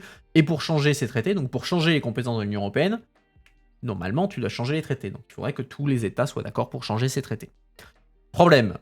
Aujourd'hui, ça n'est pas possible d'avoir une réforme des traités parce que les États, il n'y a pas de consensus entre les États sur la réforme de l'Union européenne. Il y a pas mal de pays qui pensent qu'effectivement, il faudrait faire évoluer l'Union européenne, mais ils sont pas d'accord dans quelle direction. Vous prenez la France, vous prenez la Hongrie, c'est deux directions complètement différentes. Et du coup, une des réflexions qui est faite, c'est plutôt que de faire du surplace et d'attendre éternellement qu'il y ait une potentielle unanimité pour changer les choses, qu'est-ce qu'on peut faire sans changer les traités? Quelle est la flexibilité qu'offrent les traités actuels pour changer les choses? Et du coup, en gros, c'est un peu comment est-ce qu'on fait un bout de sparadrap, un bout de scotch pour essayer de faire changer les choses sans avoir à aller dans les traités, sans avoir à changer les traités et du coup se retrouver dans une situation de blocage. Et un de ces mécanismes, on en a parlé pendant l'interview, c'est ce qu'on appelle les clauses passerelles. Les clauses passerelles, en gros, c'est un mécanisme qui existe aujourd'hui dans les traités qui consiste à dire, ok, une décision qui se prend à l'unanimité, en principe, donc ça veut dire que tous les États doivent être d'accord pour prendre une décision, et une clause passerelle, ça permettrait de dire, ok, si les États sont tous d'accord, cette décision qui doit se prendre à l'unanimité, après ça, elle devra se prendre à la majorité qualifiée. C'est-à-dire qu'il n'y aura plus besoin de l'unanimité, ça se prendra à une majorité. Et tu n'as pas besoin de changer les traités pour ça. Il suffit d'une majorité, d'une unanimité au Conseil. Donc tu as besoin d'une unanimité une seule fois sur ce sujet très précis. Et donc l'idée, c'est de dire, sur des sujets très précis, on n'a pas besoin d'ouvrir la boîte de Pandore, on peut utiliser cette flexibilité de la clause passerelle pour faire passer vers la majorité qualifiée des sujets qui sont aujourd'hui à l'unanimité. Le problème, c'est que faut quand même avoir l'unanimité pour activer cette clause passerelle, et il y a un certain nombre de pays qui voient le coup venir et qui ne sont pas forcément très très chauds.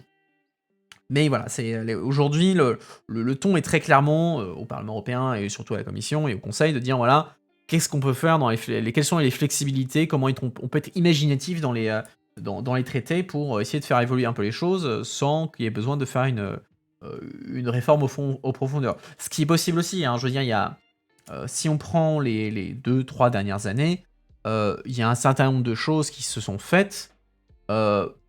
Ça tenait de l'hérésie il y a 5 ans. L'idée que l'Union européenne mettrait 750 milliards d'euros sur la table et irait faire de l'endettement, c'est un truc, il y a 5 ans, les gens t'auraient traité de taré. On dit, mais non, ça va jamais se passer. L'Allemagne va dire non, il y aura un veto, c'est mort, etc. L'idée que l'Union européenne s'investisse davantage dans la santé, qu'elle achète des vaccins au nom des États membres, pareil, c'est un truc, mais tu délires complètement, personne ne veut faire ça, etc.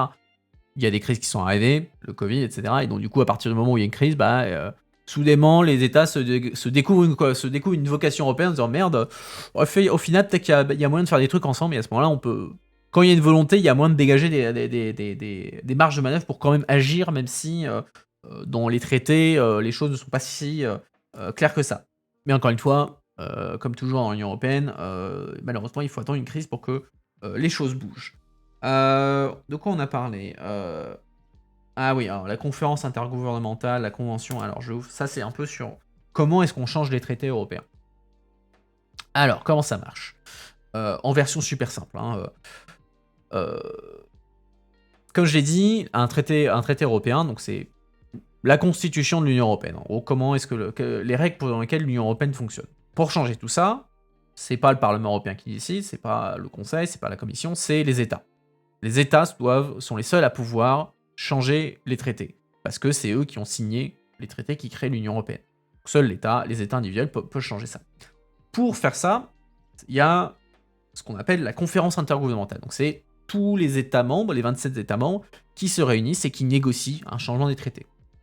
C'est un processus assez lourd, etc. Mais voilà, c'est les États se réunissent autour d'une table et disent bon ok, on change les traités, on fait une réforme. Ça c'est le principe. Qui laisse du coup le monopole absolu aux États. Un truc qui peut se passer avant, c'est ce qu'on appelle une convention. La convention, c'est quoi?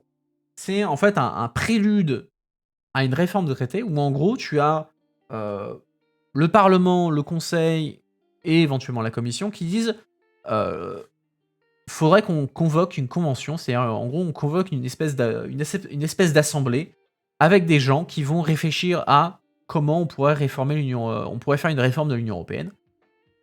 Et donc c'est des gens qui sont avec cette convention qui serait ainsi créée, c'est avec des représentants du Parlement européen, des représentants des parlements nationaux, des représentants des États membres, donc les 27 États, des représentants de la société civile, donc un peu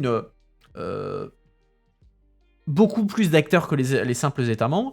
Et du coup, ces gens-là se réuniraient dans cette convention et ils discutent entre eux de à quoi pourrait ressembler une réforme de l'Union européenne et ils font des recommandations. Ils disent bah voilà, collectivement, on a discuté longuement de ça et on pense que l'Union européenne devrait changer de telle manière, changer ceci, cela. Et donc en gros, ils font un peu la liste de courses des choses à changer et ensuite derrière ça va à la conférence intergouvernementale, donc cet endroit où il y a les États membres qui se réunissent pour négocier, et donc les États membres du coup reçoivent la liste de recommandations, la liste de courses de cette convention, et ils décident ou pas de suivre.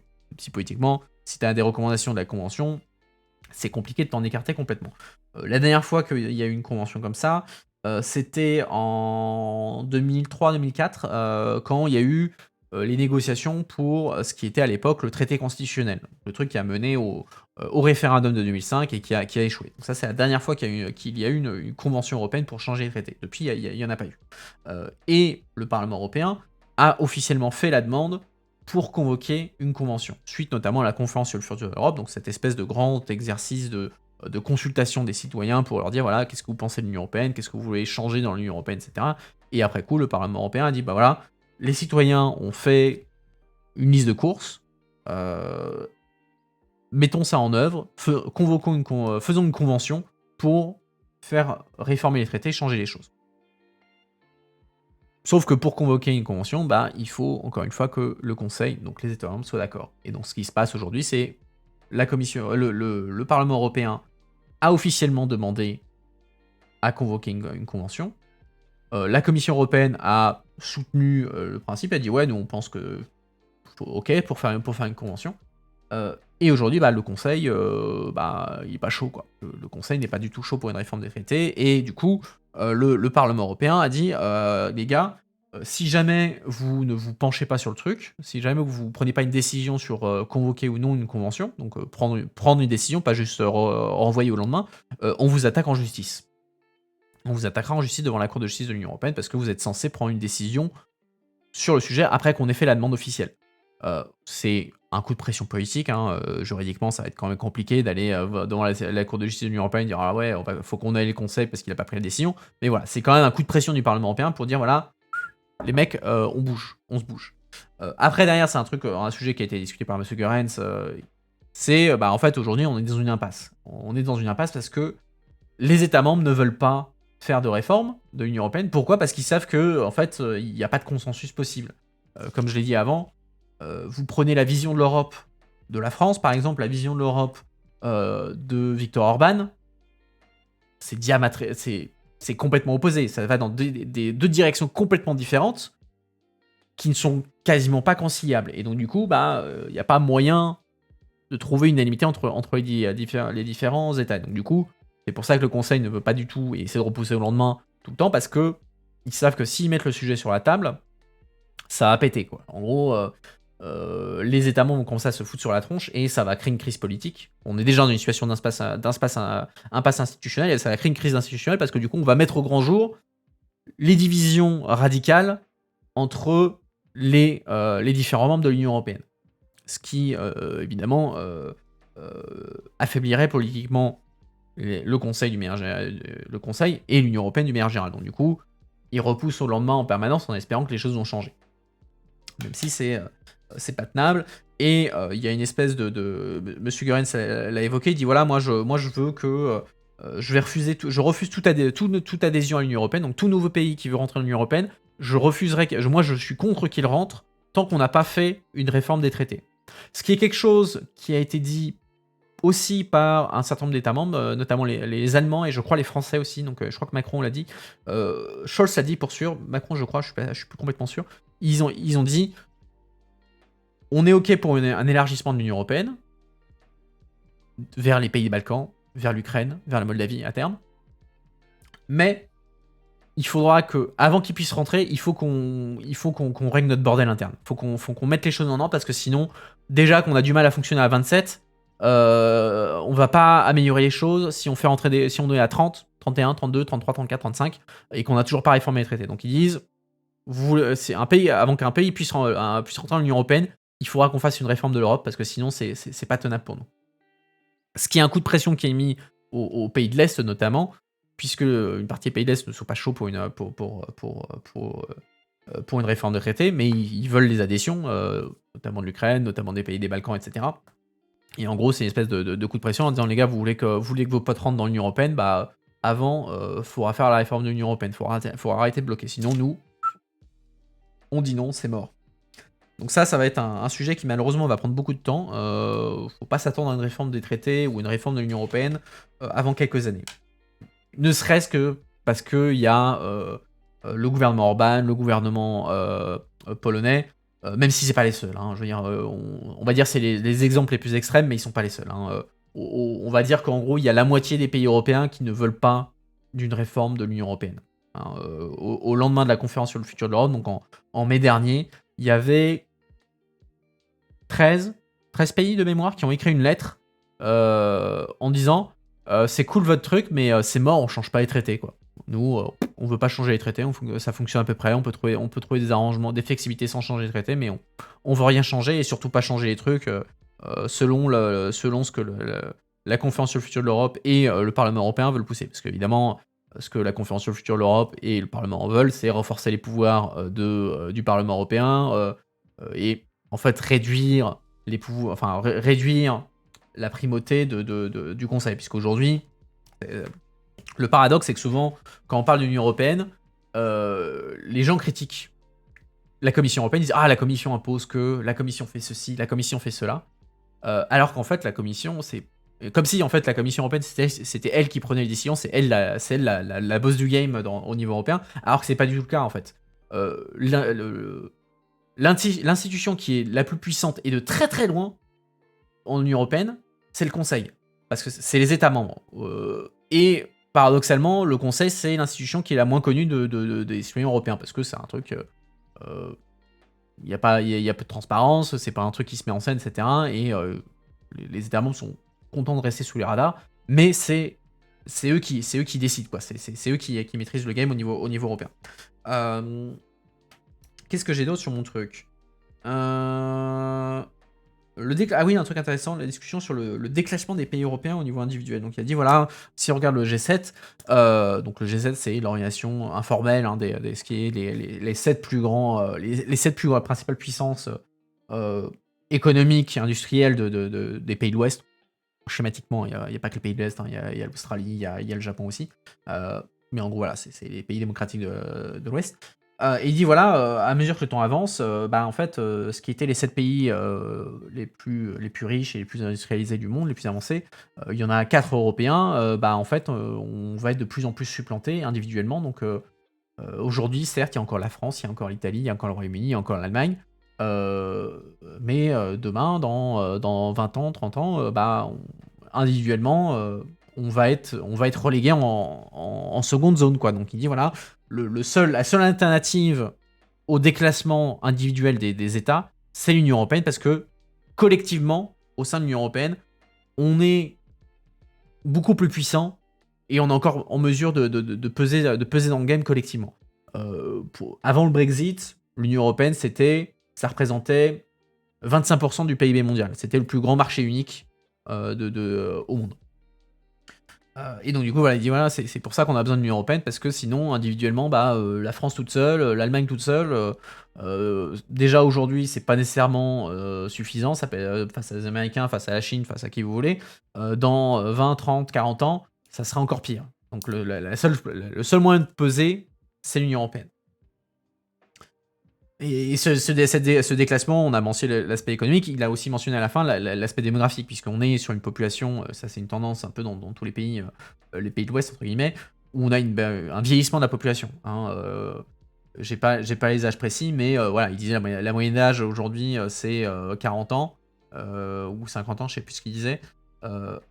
40 ans, ouais, je crois que c'était 40 ans. Et dit, voilà, dans 20 ans, ça sera 50, et on a de moins en moins de jeunes. Et ça va être un problème pour l'Union européenne. C'est un problème pour l'Union européenne. À l'opposé, vous prenez l'Afrique. L'Afrique est un continent jeune, extrêmement jeune. Je crois que j'ai plus en tête la stat. Je crois que le Nigeria, ils ont une moyenne d'âge de 18 ans. Donc, pourquoi déclassement? Pourquoi on parle des PIB et pas les PIB par habitant? Le niveau de vie semble mal corrélé au PIB global. T'as raison. On va dire que si tu compares au PIB par habitant, effectivement, l'Union européenne reste. Les pays européens, effectivement, restent riches, parce que c'est des pays riches, et ça, les pays qui sont en voie de développement sont encore à la traîne. Là-dessus, tu as raison. Pour autant, tu as une tendance à ce que. Tu as une tendance à la baisse. Enfin, pas nécessairement à la baisse, dans le sens où les pays européens deviennent plus pauvres, c'est les autres qui deviennent plus riches. C'est ça, il y a un rattrapage de ça, c'est lié aussi à la démographie, puisque du coup, comme on a un vieillissement de la population, ça veut dire qu'on a de moins en moins de population active, ça génère moins de richesse, etc., etc. Donc on a une forme, quand le déclassement, c'est peut-être un mot un peu fort, mais c'est cette idée qu'en gros, on est de moins en moins leader. Ça veut pas dire qu'on va devenir des pays du tiers-monde, mais on se fait rattraper par la Chine, on va se faire rattraper par le Brésil, on va se faire rattraper par l'Inde. Le dynamisme économique, à cause du développement économique de ces pays-là, pourquoi on ne se maintient pas face aux Américains? Déjà, encore une fois, ici, on parle à un niveau individuel. Hein, l'avantage des Américains, c'est qu'ils ont un marché de 300 millions d'habitants, minimum. Ce qui est comparable au marché européen global, hein, on est 450 millions d'habitants, mais à un niveau individuel, la France, 65 millions d'habitants, l'Allemagne, c'est quoi, 70, 80 millions d'habitants. Donc on est sur des marchés plus petits, et donc du coup les marges de progression sont moindres. Et il y a aussi une dynamique de natalité qui est plus importante aux États-Unis qu'en Europe, dans un certain nombre de pays européens. Donc les Américains ont un marché qui est plus grand, ce qui leur donne plus de marge de manœuvre pour rester devant. Et ils sont aussi globalement beaucoup plus riches que tous les autres pays européens. Donc en fait, eux aussi, ils sont en phase de déclassement, entre guillemets. Mais leur niveau de déclassement est plus lent que la France individuellement, l'Allemagne individuellement, l'Italie individuellement, etc., etc. Donc ils sont sur une trajectoire similaire. C'est juste qu'ils sont tellement plus gros individuellement que c'est plus lent, évidemment. Mais après, derrière, c'est indéniable qu'on se fait rattraper par la Chine, on se fait rattraper par l'Inde, on se fait rattraper par le Brésil, etc., etc. Et encore une fois, le déclassement c'est un mot fort, mais quelque part, c'est aussi quelque chose qui est politiquement intéressant, puisque, si on regarde les dynamiques, une des raisons pourquoi il y a un développement du populisme, notamment dans l'Union européenne, on l'a vu avec le Brexit, on l'a vu dans tous les populismes qu'on peut voir autour d'Europe, l'idée du déclassement est un thème qui est fort. C'est un thème qui est qui crée de l'inquiétude beaucoup chez les citoyens. D'une part par une idée de déclassement en réaction à la mondialisation, une idée de déclassement, j'ai pas envie de dire culturel parce que le déclassement culturel ça n'existe pas, c'est du bullshit, mais en gros il y a une idée de changement et qu'en gros ils ont une impression de régression. Il y a une impression de régression qui est exploitée par les populistes et qui du coup crée de l'anxiété et qui mène le trumpisme, les Le Pen, etc. C'est le Brexit est fidé par cette idée de déclassement. La peur du déclassement est quelque chose qui a notamment contribué au Brexit. Le Brexit, vous vous rappelez le débat, c'était le retour de... on nous promettait le retour du Royaume-Uni impérial, quoi, quasiment. C'était le retour de l'Empire. Donc c'est une idée qui reste importante, l'idée de déclassement, ou pas forcément un déclassement qui est réel, mais la perception du déclassement. D'un point de vue politique, c'est une vraie tendance. Et c'est une des raisons aussi pourquoi vous avez aussi, si vous avez plus à l'opposé, ceux qui sont très pro-européens, les fédéralistes, leur point de vue, c'est de dire, comme on est individuellement en train de devenir plus faible par rapport aux autres, ou du moins on devient de moins en moins fort comparativement aux autres, on se fait rattraper, notre seul moyen de rester relevant et rester important, et qu'on les écoute, c'est se mettre ensemble. Pourquoi ? Parce qu'à 27, on est plus fort que tout seul. Et donc il dit, voilà, c'est dans la dynamique économique, démographique de l'Union Européenne, si on veut continuer à peser dans le game, il faut qu'on joue ensemble. Pour faire face aux Américains, pour faire face à la Chine, etc. etc. Donc ça, c'est une autre réaction à cette idée de déclassement, entre guillemets, de l'Union Européenne, un décrochage de l'Union Européenne dans la compétition mondiale. Même si, encore une fois, ça a relativisé, parce que l'Union Européenne reste un continent riche, les pays européens restent surtout si on prend l'Europe de l'Ouest, la France, l'Allemagne restent des pays riches, globalement, même s'ils ne feraient plus partie du G7, ils seraient très largement dans le G20. Donc c'est aussi à relativiser. Mais je pense que c'est un truc intéressant à garder en tête. De quoi on a parlé ? Parce que là, je blablate beaucoup. Il y a une punchline aussi que j'ai bien aimé, c'est oui, aujourd'hui, le maillon faible dans l'Union Européenne, c'est le Conseil. Et ce qui est un peu paradoxal, puisque je vous disais, oui, le Conseil, c'est l'institution la plus puissante. C'est paradoxal, mais c'est pas faux. Puisque, effectivement, comme je l'ai dit, le Conseil, c'est, en termes de pouvoir, c'est eux qui font le game, hein, c'est eux qui décident, qui sont très puissants, c'est eux qui dominent aujourd'hui l'institution européenne, mais ils sont le maillon faible parce que ils freinent, ils empêchent les réformes de l'Union européenne parce qu'ils n'arrivent pas à se mettre d'accord entre eux. C'est la faiblesse interne du Conseil fait qu'il y a une paralysie et que, en gros, le Conseil, ne pouvant rien faire, repousse sans cesse sa décision parce qu'ils sont paralysés, ils n'arrivent pas à prendre une décision, et ce qui en fait une forme de maillon faible parce que du coup, c'est eux qui bloquent le game parce qu'ils n'arrivent pas à se mettre d'accord entre eux. Donc effectivement, c'est un point de vue intéressant puisque ça renverse la dynamique. Souvent, on dit que le Parlement européen est le maillon faible des institutions européennes, puisque c'est l'institution européenne qui est, on va dire, la plus faible en termes de pouvoir, ce qui est vrai. Mais après, en termes de dynamique interne, c'est vrai que le Conseil a une faiblesse quand il n'y a pas un consensus sur la direction dans laquelle il faut aller. Quand le Conseil est d'accord sur la direction à aller, qu'il y a un consensus au sein du Conseil, c'est un bulldozer, tu n'arrêtes pas le Conseil. En revanche, quand il commence à être divisé, comme on le voit sur la question des traités, là, ça devient beaucoup plus compliqué. Mais je trouvais ça intéressant comme manière d'analyser les choses. On a parlé de la Convention sur le futur de l'Europe. Autre punchline que j'ai trouvé intéressante, qui dit oui, si on continue comme ça, l'Union Européenne... Alors, je sais plus s'il disait ça lui ou s'il citait Guy Verhofstadt, j'ai oublié. Mais il disait, voilà... lui ou Guy Verhofstadt disait si on continue comme ça, l'Union Européenne ne survivra pas au 21e siècle. Et en gros, il dit, voilà, ça renforce l'idée d'urgence, faut qu'on se bouge maintenant, sinon on va se faire bouffer. Ce qui, encore une fois, est vrai, hein, et ça, on retombe sur cette idée de direction de l'Union Européenne. En gros, aujourd'hui, l'Union Européenne, j'ai envie de dire qu'elle est arrivée à un point où, en fait, elle avançait sur énormément de sujets. Et en gros, elle arrive à la croisée des chemins. Et en gros, elle va devoir décider, ok, dans quelle direction je veux aller. Elle est pas au bord du précipice, mais elle dit voilà, soit je décide d'aller vers un truc plus fédéraliste, soit je décide d'aller vers un truc plus sur des nations. Mais là, je suis allé quasiment au bout de tout ce que je pouvais faire en étant un peu le cul entre deux chaises. Et du coup, il va falloir prendre la décision entre les deux directions. Et le problème, c'est qu'aujourd'hui, il n'y a pas de décision qui est prise parce que le Conseil est divisé, parce que les Français, les Allemands ne sont pas d'accord avec les Hongrois et les Polonais sur la direction. Même s'il n'y a pas que, encore une fois, il n'y a pas que. Il y a d'autres pays de l'Union européenne qui ne sont pas d'accord sur la direction de l'Union européenne. Hein. On peut parler de la dynamique entre l'Europe du Nord et l'Europe du Sud, hein, l'Europe de l'Ouest et l'Europe de l'Est. Donc c'est pas juste, je veux dire, la Pologne et la Hongrie sont un gros problème dans la direction, dans l'évolution de l'Union européenne.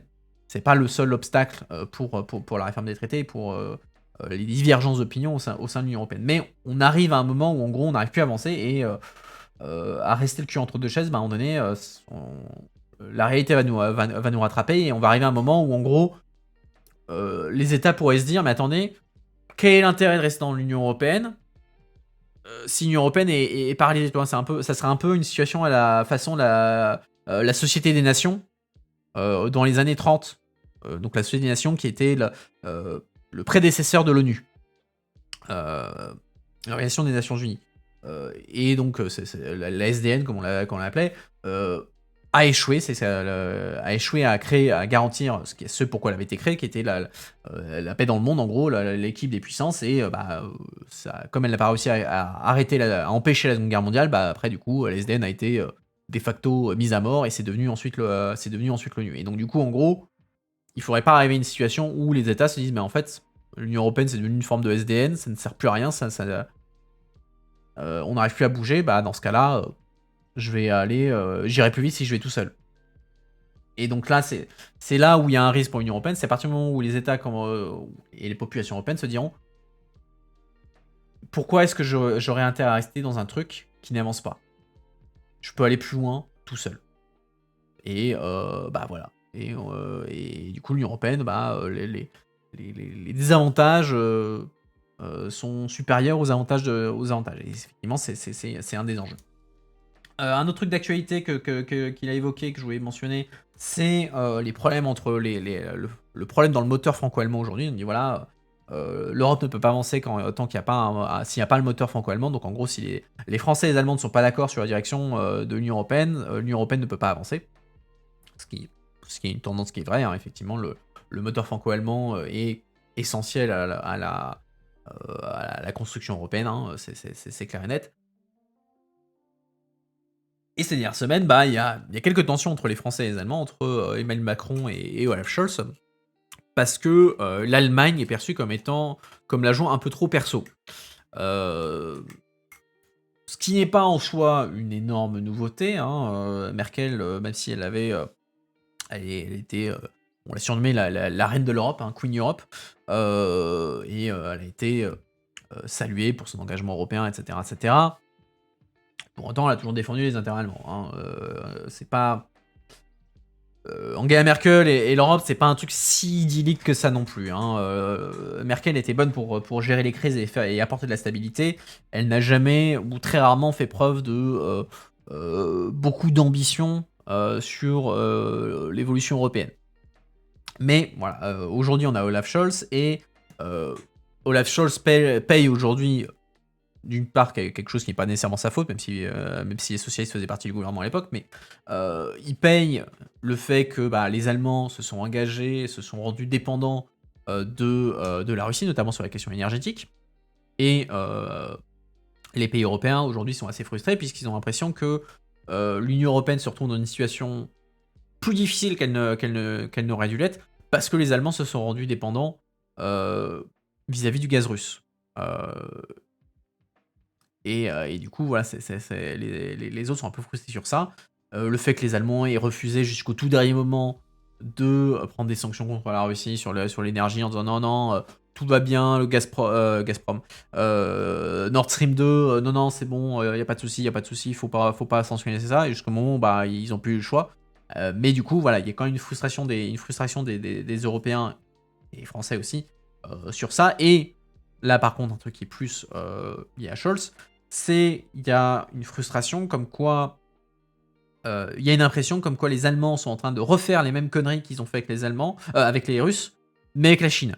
Puisque Olaf Scholz a notamment annoncé s'est déplacé en Chine, juste au lendemain du congrès du Parti communiste qui a renouvelé pour un 3e mandat Xi Jinping, qui est l'homme fort absolu en Chine, hein. En gros, on n'a jamais eu un premier secrétaire, enfin un premier ministre chinois aussi puissant depuis Mao en gros. Et en gros, ce qu'on reproche aux Allemands, c'est de dire attendez les gars, déjà c'est pas le bon timing d'aller voir les Chinois juste après leur conférence de parti, hein. Ça fait un peu, on fait la génuflexion et on va un peu embrasser la bague de Xi Jinping pour dire voilà, tu veux pas me donner 2-3 opportunités économiques en échange de ma génuflexion. Et comme il y va avec une délégation d'industriels, une délégation économique, il y a cette crainte que l'Allemagne se lie encore une fois, elle est déjà très liée économiquement à la Chine, mais qu'elle renforce encore plus sa dépendance vis-à-vis de la Chine, et que du coup, en fait, elle rende à nouveau l'Europe dépendante d'un pays autoritaire, et que le jour où les choses vont se gâter avec la Chine, on se retrouve encore dans une situation de paralysie, parce que les Allemands se seront arrimés plus que de raison à la Chine. Et frustration française supplémentaire, Macron, dans ce contexte-là, avait dit à Scholz, il a dit ok, Olaf, n'y va pas tout seul dans ce cas-là, allons-y ensemble. Toi et moi, on va en Chine, on y va tous les deux pour montrer voilà, que c'est une approche européenne. Comme ça, c'est pas juste les Allemands, on peut dire voilà, c'est les Européens collectivement, les inter-européens qui vont voir les Chinois pour dire voilà, respectez-nous. Ce qui n'est pas entièrement cynique de la part de Macron, hein. C'est pas juste qu'il voulait il voulait se faire voir en Chine en même temps qu'Olaf. Si on se rappelle, la dernière fois que Xi Jinping était venu en France, donc c'était en 2017 ou 2018, il était venu en France et Macron avait invité Angela Merkel, donc la chancelière allemande, et Jean-Claude Juncker, président de la Commission européenne, à la visite de Xi Jinping. Donc quand Xi Jinping était venu à Paris, il n'avait pas juste rencontré Macron, il y avait rencontré Macron, Merkel et Juncker. Pour montrer, c'est dire voilà, vous ne rencontrez, c'est un peu une manière d'envoyer un message aux Chinois, vous ne pouvez pas diviser pour régner, la politique vis-à-vis de la Chine est une politique européenne, vous devez dealer avec nous collectivement. Et donc du coup, comme Scholz a envoyé Macron se faire voir sur ça, les Français sont un peu vénères. Il y a d'autres sujets aussi sur la politique de la défense, etc. Donc les relations entre la France et l'Allemagne, enfin du moins la coopération franco-allemande n'est pas exactement au beau fixe au jour d'aujourd'hui. Et bon, après, en tant que Français, on va dire que je suis biaisé, mais globalement, les Européens pensent que les Allemands sont responsables de la situation et enfin du moins Olaf Scholz déconne un peu sur le sujet. Je vois le temps qui passe, donc je vais essayer d'aller relativement vite. Si vous avez des questions, des sujets que vous voulez que j'évoque, hein, allez-y. Moi, comme ça me permet aussi de parler d'autres sujets qui peuvent vous intéresser. Sinon, je fais un peu je survole parce que vous voyez, je suis un peu. Je sais pas si vous voyez la caméra. Non, vous voyez pas. Si, vous voyez là.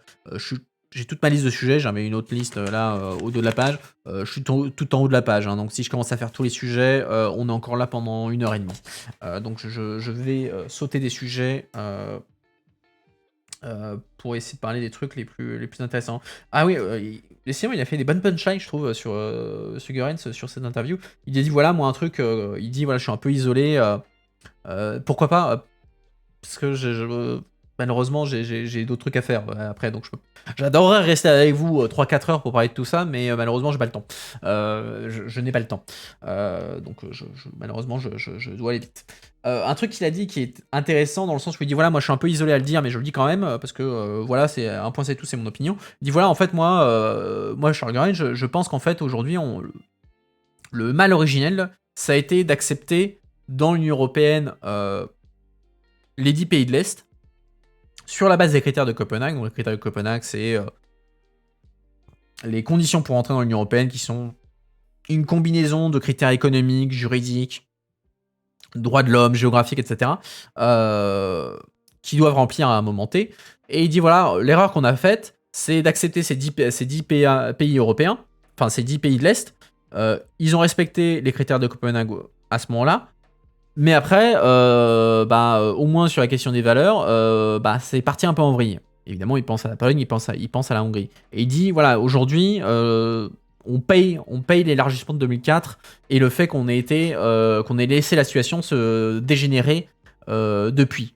Et c'est quelque chose que la Cour de justice de l'Union européenne a récemment un peu rappelé, dans une certaine mesure, puisque quand la Hongrie a attaqué notamment le mécanisme de conditionnalité sur l'état de droit, donc en gros c'est le mécanisme qui permet en fait à la Commission européenne de suspendre des fonds européens à un pays parce que parce qu'il y a une dégradation de l'état de droit. Et donc la Hongrie avait attaqué en disant oui c'est illégal, c'est un truc qui est contre nous, blablabla. La Cour de justice avait dit non c'est légal le machin. Et un des trucs que la Cour de justice dit, voilà, elle dit les États membres, les pays candidats pour entrer dans l'Union européenne s'engagent à respecter les critères de Copenhague, et notamment la question des valeurs, et notamment l'état de droit. Et cette obligation de respecter l'état de droit au moment de rentrer dans l'Union européenne est une obligation qui continue après être rentré dans l'Union européenne. C'est pas un truc qui devient facultatif une fois que t'es rentré dans l'Union européenne. Donc il dit, c'est une manière de dire à la Hongrie, t'as respecté les règles quand t'es rentré, mais après t'es parti en couille. Et t'aurais pas dû partir en couille. Donc c'est un peu le message. Il est le seul à dire ça. En tout cas, il dit il fait partie d'une minorité qui le dit ouvertement. J'aurais tendance à être un peu d'accord avec lui sur le fait qu'on paye. Je dis pas que c'est une erreur l'élargissement de l'Union européenne en 2004, mais que on est en train de payer des choses qu'on n'avait pas anticipées. En fait, une partie des conséquences des difficultés que l'Union européenne a aujourd'hui sur le plan institutionnel, c'est des conséquences imprévues liées à l'élargissement de 2004. C'est pas une accusation contre qu'il n'aurait pas fallu accueillir accepter dans l'Union européenne les pays de l'Est, etc. C'est juste que les choses n'ont pas évolué comme on pensait qu'elles évolueraient. Et c'est ce qu'on paye aujourd'hui. Il n'a pas commenté l'élargissement de Scholz. Il a dit ce que Goerens a dit, c'est de dire voilà, il n'est pas contre des pays européens, qu'il y ait d'autres pays qui rentrent dans l'Union européenne, mais là-dessus il est d'accord avec Scholz. Il dit je refuse qu'il y ait des pays qui rentrent dans l'Union européenne tant qu'il n'y a pas eu une réforme des traités. Et il dit voilà, en attendant, je suis prêt à étendre, à leur donner accès au marché unique, je suis prêt même à leur donner l'euro, à leur donner Schengen, mais en gros, mon principe, c'est tout sauf les institutions. En gros, il a dit voilà, c'est les pays candidats, on peut les intégrer à tout dans l'Union européenne, sauf aux institutions, ça leur donne pas le droit de vote, on leur donne pas les députés européens, on leur donne pas le truc, tant qu'il n'y a pas eu de réforme de l'Union européenne. Parce que sinon, il dit voilà, on va aggraver les problèmes internes à l'Union européenne. Ce qui correspond d'une certaine manière à ce que Scholz avait dit. C'est pas l'Europe à deux vitesses de Macron. Pas tout à fait. Pas tout à fait. L'Europe à deux vitesses, c'est un système où tu as les pays qui sont membres de l'Union européenne, donc ils ont un droit de vote, ils ont des députés européens, mais l'Europe à plusieurs vitesses, c'est de dire voilà, dans les pays qui sont membres de l'Union européenne, donc ils ont les droits de vote, ils ont les députés européens, etc., il y a des pays qui veulent aller plus loin ensemble et qui du coup vont aller par cercle concentrique. Et donc tu vas avoir un groupe de pays qui va aller très très loin et qui du coup va pouvoir bosser et aller plus loin que les autres. Mais les autres sont toujours membres de l'Union européenne. Lui, ce qu'il dit, c'est voilà, ces pays restent en dehors, les pays, donc l'Ukraine admettons, ou les pays des Balkans, ils restent en dehors de l'Union européenne, ils n'ont pas de députés européens, ils n'ont pas de voix au Conseil, mais je leur donne quand même le bénéfice du marché unique, de l'euro, de Schengen, mais ils ne pourront rejoindre le club que quand l'Union européenne se sera réformée. Donc on dit voilà, c'est une manière de dire ok, je vous intègre, mais pas aux institutions parce que sinon ça va partir encore plus en vrille et on va pas s'en sortir. Ce qui est un peu ça fait un peu écho à ce que Scholz disait, hein, d'une certaine manière. Même si Scholz n'est pas allé jusqu'à dire qu'il fallait intégrer à l'euro, à Schengen, etc. Il disait voilà, Scholz a une position un peu en tout cas tel qu'il a expliqué, l'interprétation littérale, c'est qu'il a une position plus dure, qui consiste à dire, voilà, on n'intègre pas les pays, des nouveaux pays dans l'Union européenne tant qu'il n'y a pas eu de réforme des traités. Goerens a une position qui est compatible, mais qui a aussi plus soft vis-à-vis des pays candidats, puisqu'il leur dit, voilà, on va quand même vous donner le bénéfice de l'Union européenne, sur un certain nombre de choses. De quoi je peux vous parler qui est intéressant? Politique de développement, truc intéressant qu'il a dit, c'est qu'il était opposé à ce qu'on appelle les conditionnalités, c'est-à-dire de dire, je te donne de l'argent pour ta politique de développement, c'est-à-dire pour t'aider à te développer économiquement. Donc, admettons, l'Union européenne, elle va dire je sais pas, au Sénégal, il a mentionné le Sénégal, dit au Sénégal, bah ok, je vais te signer un chèque pour t'aider à ta politique, à te développer, te déployer économiquement, etc., en tant que pays. Mais, il y a un mais à tout ça, c'est que je te donne cet argent que si tu t'engages à reprendre l'immigrant sénégalais qui arrive chez moi, ils sont déboutés, bah tu les reprends chez toi. Ça, c'est ce qu'on appelle une conditionnalité liée à l'immigration. C'est un truc qui est très poussé par un certain nombre de pays et de groupes politiques au niveau européen, comme une forme de réponse en fait à la crise migratoire et à la pression migratoire, en disant voilà, on a un problème, c'est que on a beaucoup de migrants qui arrivent, mais on n'arrive pas à les refaire partir, même s'ils sont pas éligibles au droit d'asile, parce que les pays d'origine ne veulent pas les reprendre. Et donc il dit voilà, pour essayer de forcer les pays africains à nous aider à à gérer les flux migratoires, on devrait dire ok, vous voulez notre argent pour vous développer, et ben vous devez reprendre vos migrants. Et donc Goerens lui dit non, moi je suis opposé à ça parce que c'est une perversion en fait de l'objectif de la politique de développement, et ça ne règle pas en fait les problèmes initiales qui mènent à l'immigration, puisqu'il dit voilà, la politique de développement c'est fait pour permettre à des pays pauvres de devenir plus riches, et bah ultimement, si les pays pauvres deviennent plus riches, bah ils ont la population a moins de raisons d'immigrer vers l'Europe. Et donc du coup ça, il dit voilà, c'est une perversion que d'essayer de forcer, de conditionner cette aide au développement euh, à des obligations en matière de migration. Et pour finir, on a parlé rapidement du Luxembourg, et notamment de l'image du Luxembourg. On dit voilà, le Luxembourg est perçu comme étant un paradis fiscal, avec des règles très avantageuses pour les grandes entreprises, etc. On se souvient plus tous des LuxLeaks, des différents leaks qui ont eu lieu, etc. Régulièrement, l'Europe est critiquée parce qu'elle a une liste noire des paradis fiscaux, mais cette liste noire des paradis fiscaux n'a pas énormément de pays, et elle n'inclut pas évidemment des pays européens. Et donc il y a un certain nombre de personnalités, si vous prenez notamment à gauche, chez les Verts et à gauche, hein, Manon Aubry, elle est spécialisée là-dedans, où elle a dit voilà, pourquoi est-ce qu'on n'a pas les Pays-Bas, pourquoi est-ce qu'on n'a pas l'Irlande, pourquoi est-ce qu'on n'a pas le Luxembourg dans cette liste noire, parce que ces pays sont de facto des paradis fiscaux, ils servent de base arrière à un certain nombre d'entreprises qui vont faire de l'évasion fiscale au détriment des autres pays européens. Et donc là, lui, il n'est pas d'accord, il dit non, Luxembourg a beaucoup évolué, on a plus le secret bancaire, ce qu'on appelle les rescrits fiscaux, donc c'est les formes comment je pourrais décrire les rescrits fiscaux. C'est une forme d'avance. En gros, c'est tu dis, tu paies pas d'impôts. Aujourd'hui, tu ne paies pas d'impôts sur les bénéfices. Et au cas où tu aurais soudainement l'année prochaine des bénéfices qui feraient que tu devrais payer des impôts, bah, je te donne une ristourne en fait, pour t'inciter à rester. Il dit voilà, cette pratique qui était très largement utilisée, qui était un argument pour ces entreprises de venir s'implanter au Luxembourg, aux Pays-Bas, etc. Il dit voilà, c'est beaucoup moins utilisé aujourd'hui. Donc il dit voilà, le Luxembourg a beaucoup évolué. Donc c'est injuste de nous traiter de paradis fiscal. Après, quand on parle de politique fiscale, il dit oui, mais le Luxembourg, pourquoi est-ce que le Luxembourg devrait faire tout seul des efforts? C'est un effort qui doit être fait collectif. Il dit ouais, même l'OCDE, c'est pas suffisant, il faudra une réforme au niveau mondial. Bon, ce qui est une manière de noyer un peu le poisson, hein. Faut dire les choses, parce que déjà qu'un accord à l'OCDE, c'est compliqué. Si vous faites un accord au niveau mondial, bon courage. Donc bon, dans tout cas, lui, il considère qu'il y a la réputation de Luxembourg en tant que paradis fiscal n'est pas justifiée et ne correspond pas à la réalité des choses aujourd'hui. Il dit voilà, c'est des considérations politiques, ce qui n'est pas complètement faux non plus. Mais voilà. Qu'est-ce que je peux vous dire pour conclure? Ouais, sur la réforme de l'Union européenne, il dit pour rendre le tout un peu plus démocratique, lui, ce qu'il voudrait bien, le truc qui changerait, c'est fusionner le président du Conseil et le président de la Commission européenne, pour en gros éviter pour en gros qu'il y ait la clarté, qu'on dit voilà, il y a l'Union européenne, il y a un patron. Il n'y en a pas deux, il y en a un seul.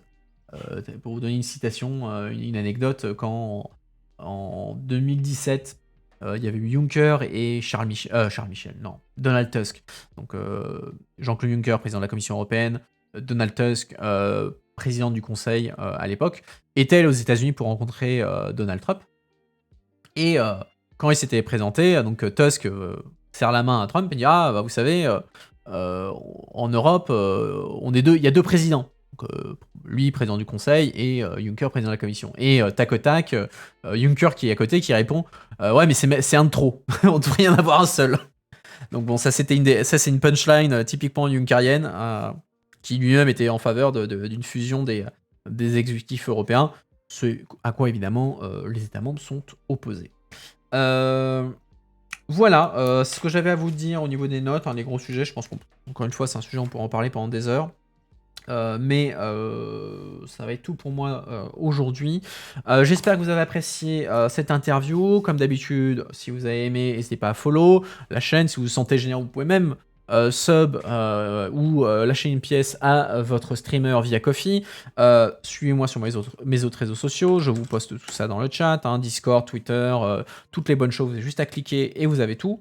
Et je ne vous retrouverai pas dimanche. Parce que dimanche, je ne stream pas, j'utilise le temps pour préparer un autre truc pour la fin de saison. Vous en entendrez parler dans les semaines qui viennent, mais juste là, je dois tester des trucs, donc je prends le temps de dimanche pour faire ça. Du coup, je vous retrouverai la semaine prochaine avec de nouvelles interviews. J'essaie de regarder qui sont mes interviews. J'ai un autre député luxembourgeois, enfin une luxembourgeoise en l'occurrence, c'est une députée verte luxembourgeoise, Tilly Metz. Et j'ai un ou une deuxième interview qui sera cette fois en anglais. Comme mon calendrier bug, je ne peux pas vous dire qui ça sera. Mais bref, la semaine prochaine, on a deux interviews à nouveau. Comme d'habitude, je vous donnerai toutes les news sur Discord, sur Twitter, etc. Donc encore une fois, cliquez sur le lien et allez suivre parce que c'est là que vous avez les infos. Et sur ce, écoutez, je vous souhaite à tous une très bonne soirée, un très bon week-end. Et écoutez, à fort bientôt. Ciao tout le monde, à bientôt.